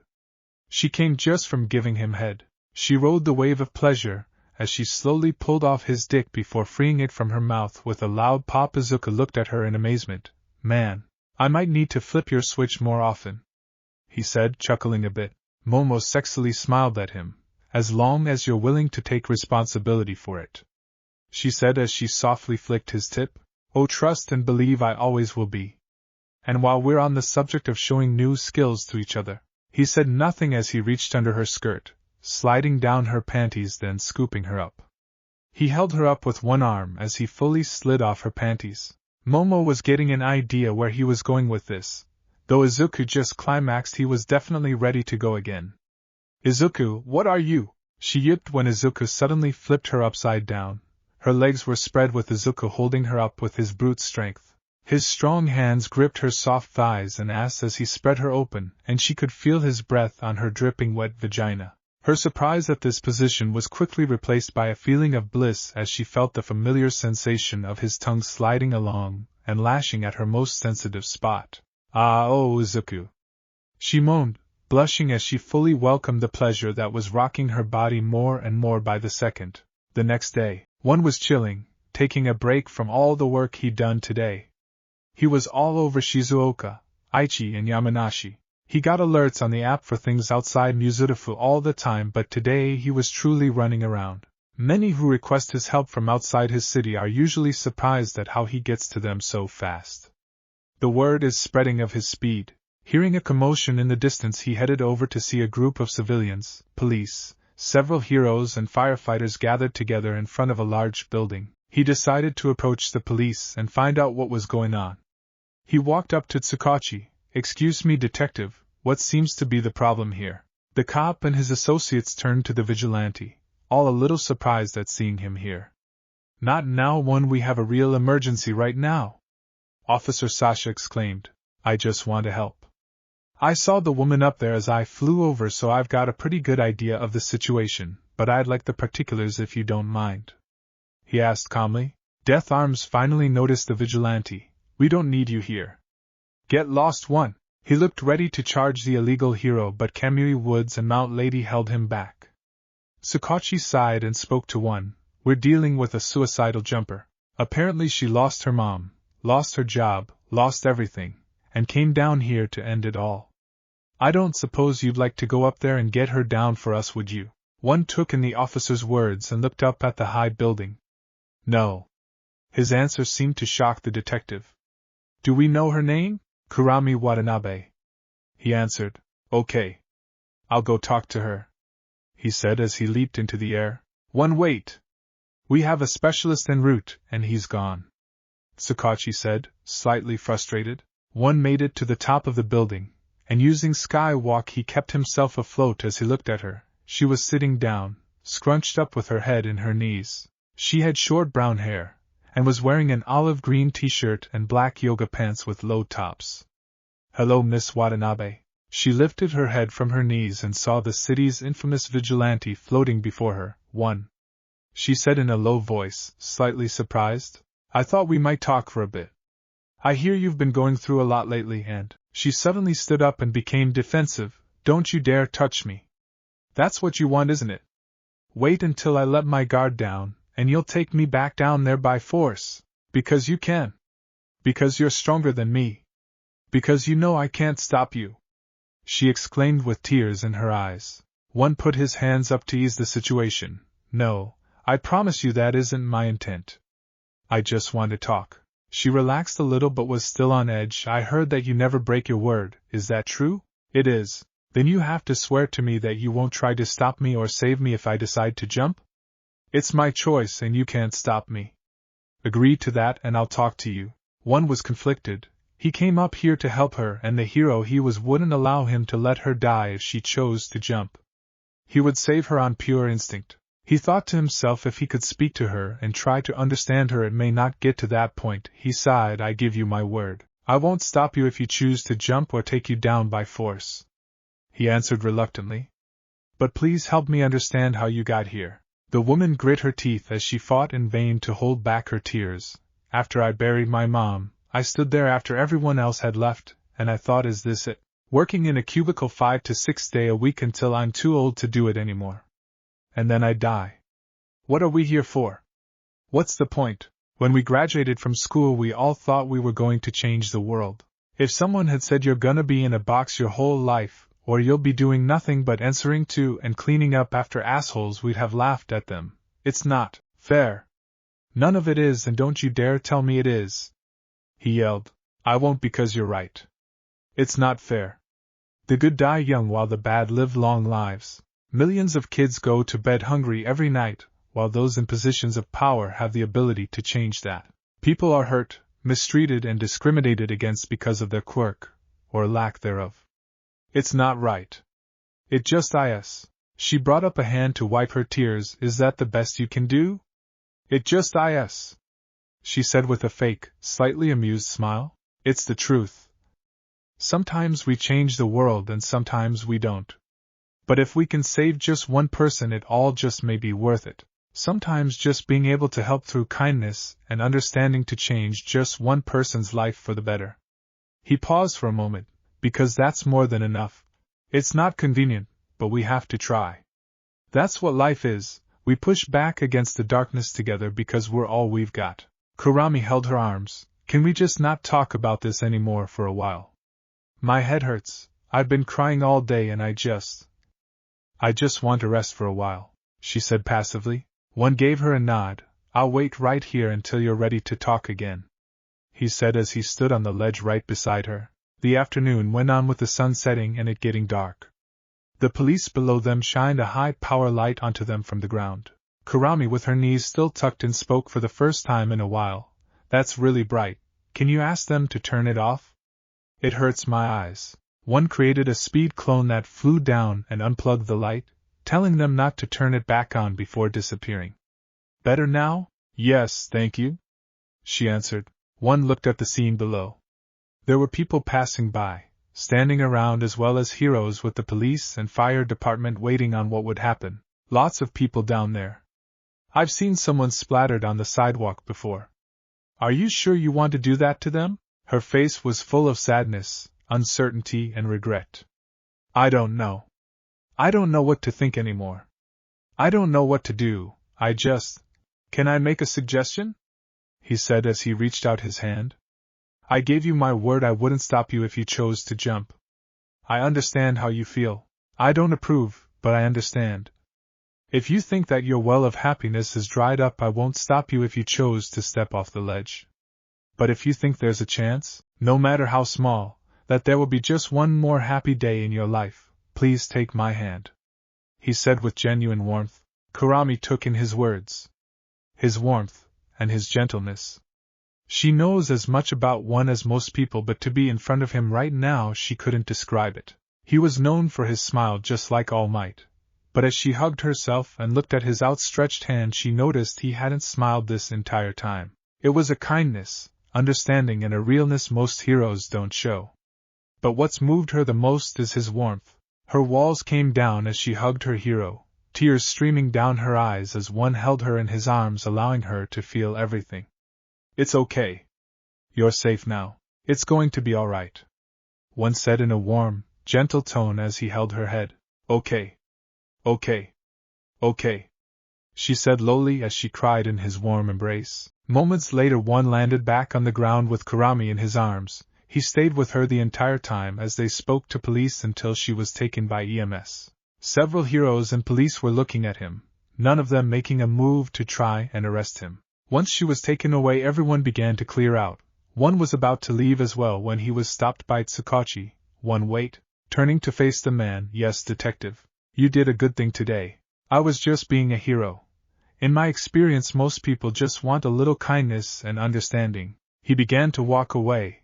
I've only ever known what the opposite is, so giving it is only natural. he finished before leaping away and flying with Skywalk. He headed to the largest biotech firm in the city to investigate a hunch he had on a case he was working on. Several firms from Aichi to Shizuoka Prefecture had been hit over the past few weeks. The culprit had stolen multiple drugs which acted as steroids when taken by those with mutation quirks. According to the police reports and security footage Tech was able to get his hands on, the thief appeared to be invisible during his crimes. He was so stealthy no one ever noticed him. This was clearly to work a career criminal, so he spent the past 2 days going through mugshots, reviewing the footage and crime reports to try to learn what kind of villain he was dealing with.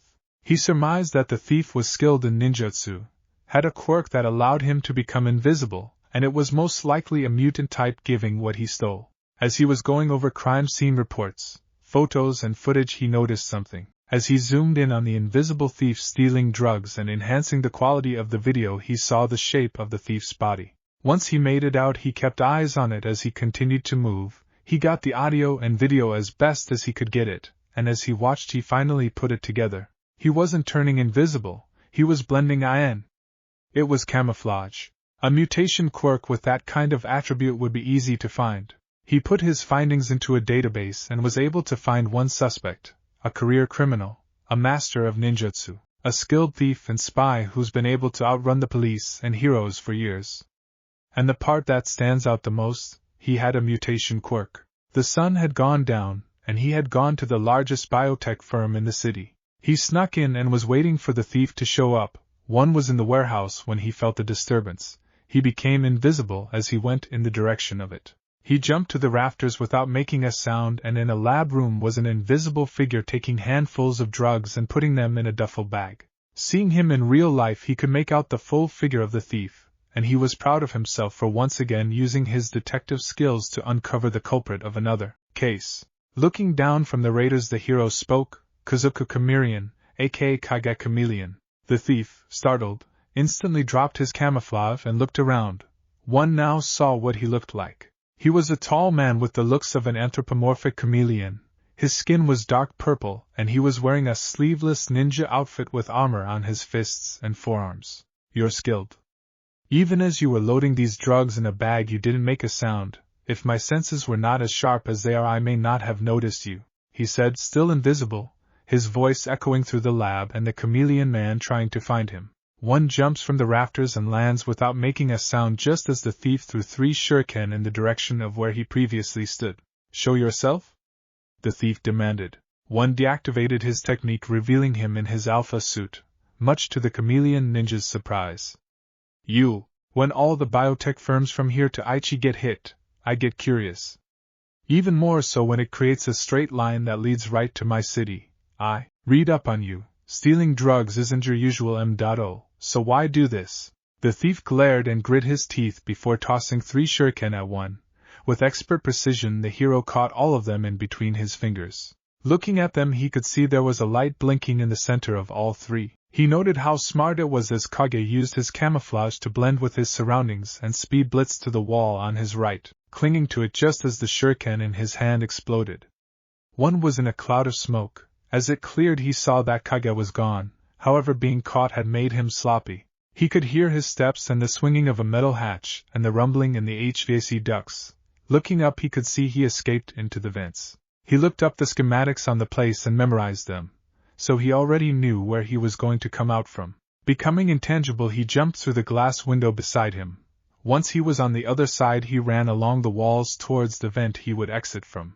As one made it to the side of the building with the vent, the moment the chameleon thief came out, he saw the hero coming, and in a flash it was over. One had called it in, and the police came to pick him up. Apparently he was stealing these drugs and was selling them to villains with mutation quirks. The drugs acted as powerful steroids when taken by those types. The cops took him away, but before he could leave he was approached by Detective Tsukachi and, surprisingly, All Might. Twice in one day, really? The detective said, not really surprised. Not to brag, but I'm a detective too, detective. Long story short, I knew this place would be hit next on his thieving spree and I had him as my suspect. All I had to do was catch him in the act. And how did you investigate this? My methods are my own, detective. He smiled as he playfully shot back. Tsukachi sighed. Fine, let's get him loaded up.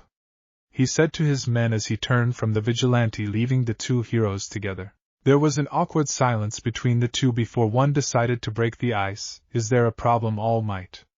He asked genuinely. The symbol of peace looked a little uncomfortable before regaining his composure. I heard about what you did earlier with the woman on the ledge. Good job, he said, smiling. He took in the prose words. I'm just glad she's safe. Sometimes all someone needs is for another to not only be there, but to also listen and understand them. What did you say? All Might asked. My truth. And truths about the world that I want to change, he answered in a solemn tone. All Might registered his words. I see. Hey All Might, now that I have you in front of me, let me ask you something?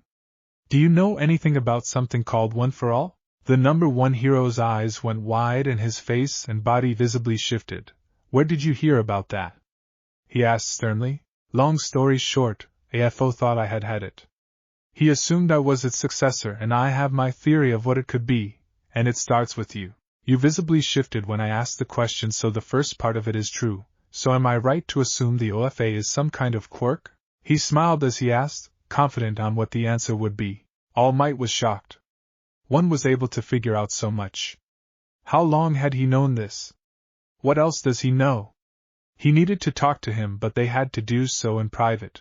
I'll tell you, but we have to do it in private, he said in a solemn tone. After agreeing, the two took off and landed on a rooftop. Okay, this should be private enough. All Might looked down at the shorter hero, towering over him as he collected his thoughts. The answer to your question is a long one. You know about how quirks first came to be, right, and the quirk doomsday theory? Yes. It is speculated that quirks originated from rats, and it all began with a glowing baby in China. And the quirk doomsday theory suggests that at some point quirks will become so powerful that it will be impossible for governments to regulate them. New, more incredible abilities are made as powers mix. It makes a lot of sense when you think about it. That's right. During the era where quirks were just starting out, it was chaos. The concept of humanity shifted and human rights were highly debated. In the midst of this turmoil in society, there was a man with the ability to take quirks from others. He could keep them to himself, or give them away as he saw fit. He was able to take control of the chaos, and rally many people together. He went by the name of his quirk, All for One. He stole quirks from others, and used his overwhelming abilities to spread his influence across Japan. He committed many evil acts, and manipulated many people to serve his purposes. With little resistance, in the blink of an eye he became the leader of villains and ruled over Japan. All Might said seriously. One crossed his arms as he registered his words. That explains why no matter how hard I looked I couldn't find anything on him. I've heard rumors of a person like that, but without a name it's easy to chalk it up to a ghost story. Now I see why. It's the kind of shameful history most would want to forget, preferably ignore. Exactly. When one gains power they often love showing it off. All Might wasn't smiling as he spoke solemnly. Absolute power corrupts absolutely. He can take powers and give them, that I already knew. How does this tie into OFA? As you know, he can give powers to others. He made people trust him, altering their abilities to make them submit to him. But not everyone was able to handle the burden of the quirks they were given. Some poor souls became mindless living dolls, unable to speak or think for themselves. One's eyes widened as he realized, just like the Nomu. He said, clenching his fists. That's right. As generations continued, many different powers combined with others, naturally producing stronger quirks. AFO had a quirkless younger brother. He was frail and sickly, but he had a strong sense of justice. They couldn't have been more different. He saw through the manipulative, evil nature of his brother and opposed all he stood for, resisting every attempt he made to make him submit. Then AFO gave him a quirk, one that would allow him to stockpile power. However, the younger brother did have a quirk, one that even he was unaware of, that allowed him to pass on his quirk to others. The stockpile quirk merged with his, and that is how One for All came to be. One was shocked. He was happy to be right that OFA was a quirk, one that came from AFO, but the particulars were amazing. He knew where All Might was going with this as he spoke. It's ironic, isn't it? How good often spawns from evil. It's a sad truth. I understand how OFA came about now, and I'm assuming a regeneration as well as an age-halting quirk is one of the things keeping an evil like AFO alive and kicking? With a power like that, literally anything is possible. That's most likely the case. You can never know just how many quirks he has, but each and every one serves the same purpose in fueling his power. What happened to the younger brother? He knew he was too weak to stop his older brother, so he entrusted the future. He passed on the quirk, hoping OFA would grow in power until it was strong enough to defeat his older brother. Eventually it was MY turn, and I managed to defeat AFO. At least that's what I thought. He somehow survived, and is now acting as the brains behind the League of Villains. He finished. So the purpose of OFA, one began, is to defeat AFO. All Might said, looking him in the eye. They both stood on the roof, fully taking in what was just said. You tried to crush his head in your fight, didn't you? One asked. Yes. The blonde hero answered in a low voice. How do you know that? Because I fought AFO in Hosu after I stopped the LOV attack. I'm just assuming his potato head wasn't natural. Long story short, I took him down, but he was able to run away like a coward. All Might wasn't all that surprised to hear one defeated AFO. There was a massive crater outside of Hosu, and he's seen enough to know that one was far stronger than he was, even in his prime. He does a lot of that, hiding in the shadows. He won't show himself unless he is sure of his victory. I'll find him. And he won't get away for a third time. All Might, who is your successor? Because I made it clear to him it wasn't me. Since my fight with AFO, I've done some thinking on that. You become a teacher at U.A. Now I know it was in the hopes of passing on your quirk. I suspect Mirio Togata, he said, smiling with a raised index finger. What makes you suspect young Togata, or should I say Lemillion? He's one of the top 3 students at U.A. He works under your former sidekick, and back when I met them they were adamant on getting any info I had to share about AFO. Plus I saw his quirk, and the energy coming off of his was the same as yours when you chased me and during our fight. So, am I right? He asked with a confident smile. Yes, you're right. Lemillion is my successor. I have chosen him to be the next symbol of peace. Well, I wish him all the best with that, he'll need it. He said before walking away. What does that mean? He asked, slightly insulted. It means no one man can take on all of society's problems. You may have done it, but there are a lot of cracks in it. Such as? He asked, slightly defensive. I doubt you can understand this, but do you know what I think is your biggest failure as a symbol, All Might? What is it? You succeeded in making people feel safe and protected, but your biggest failure is that you didn't teach people how to be kind. You didn't teach people to be good to each other, to have understanding and empathy. All Might thought about what he said as he continued to speak. You know, I met a kid yesterday. He was being bullied by 3 other boys for wanting to be a hero despite not having a quirk. He stood in defiance of their words, declaring he would make it happen no matter what. I stepped in and had a talk with the kid, and he convinced me he could definitely be a hero. He just needed some help, so I showed him where he could get it. The point is, I've seen that on multiple occasions, someone being treated as less than human because of their quirk, or lack thereof.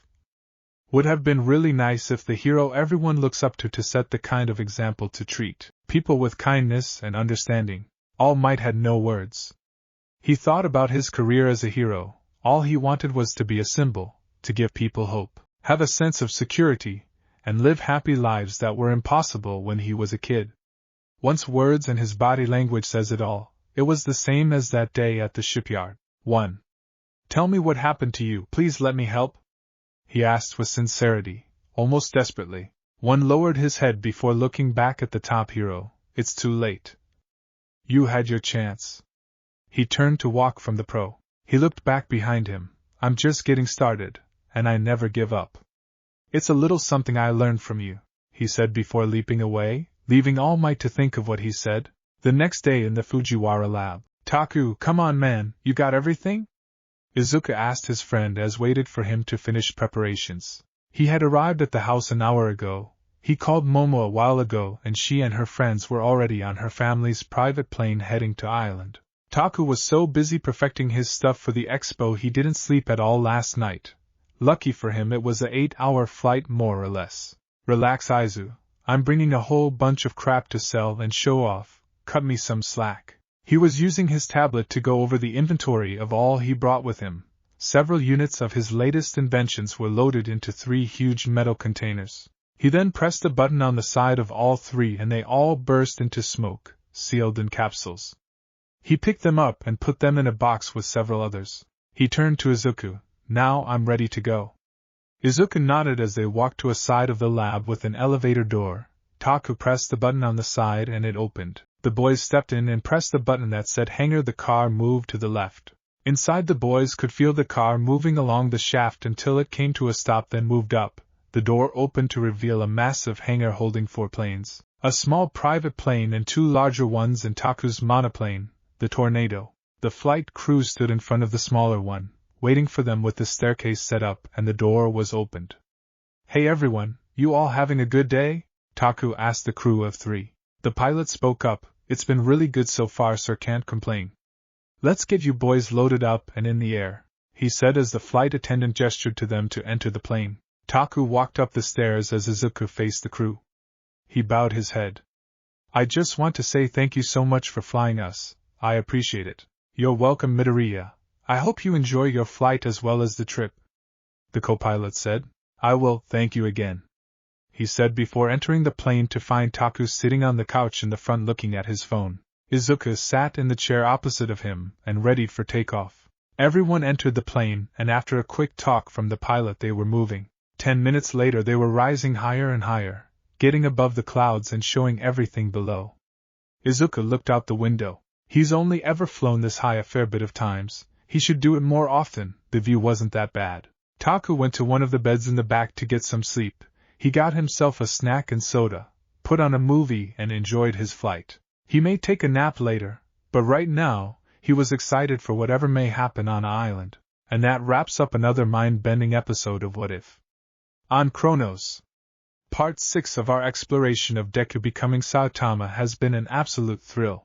I hope you enjoyed this unique twist on the superhero universe as much as I did. If you're hungry for more alternate realities and daring adventures, don't forget to hit that subscribe button and join our ever-growing community of curious minds.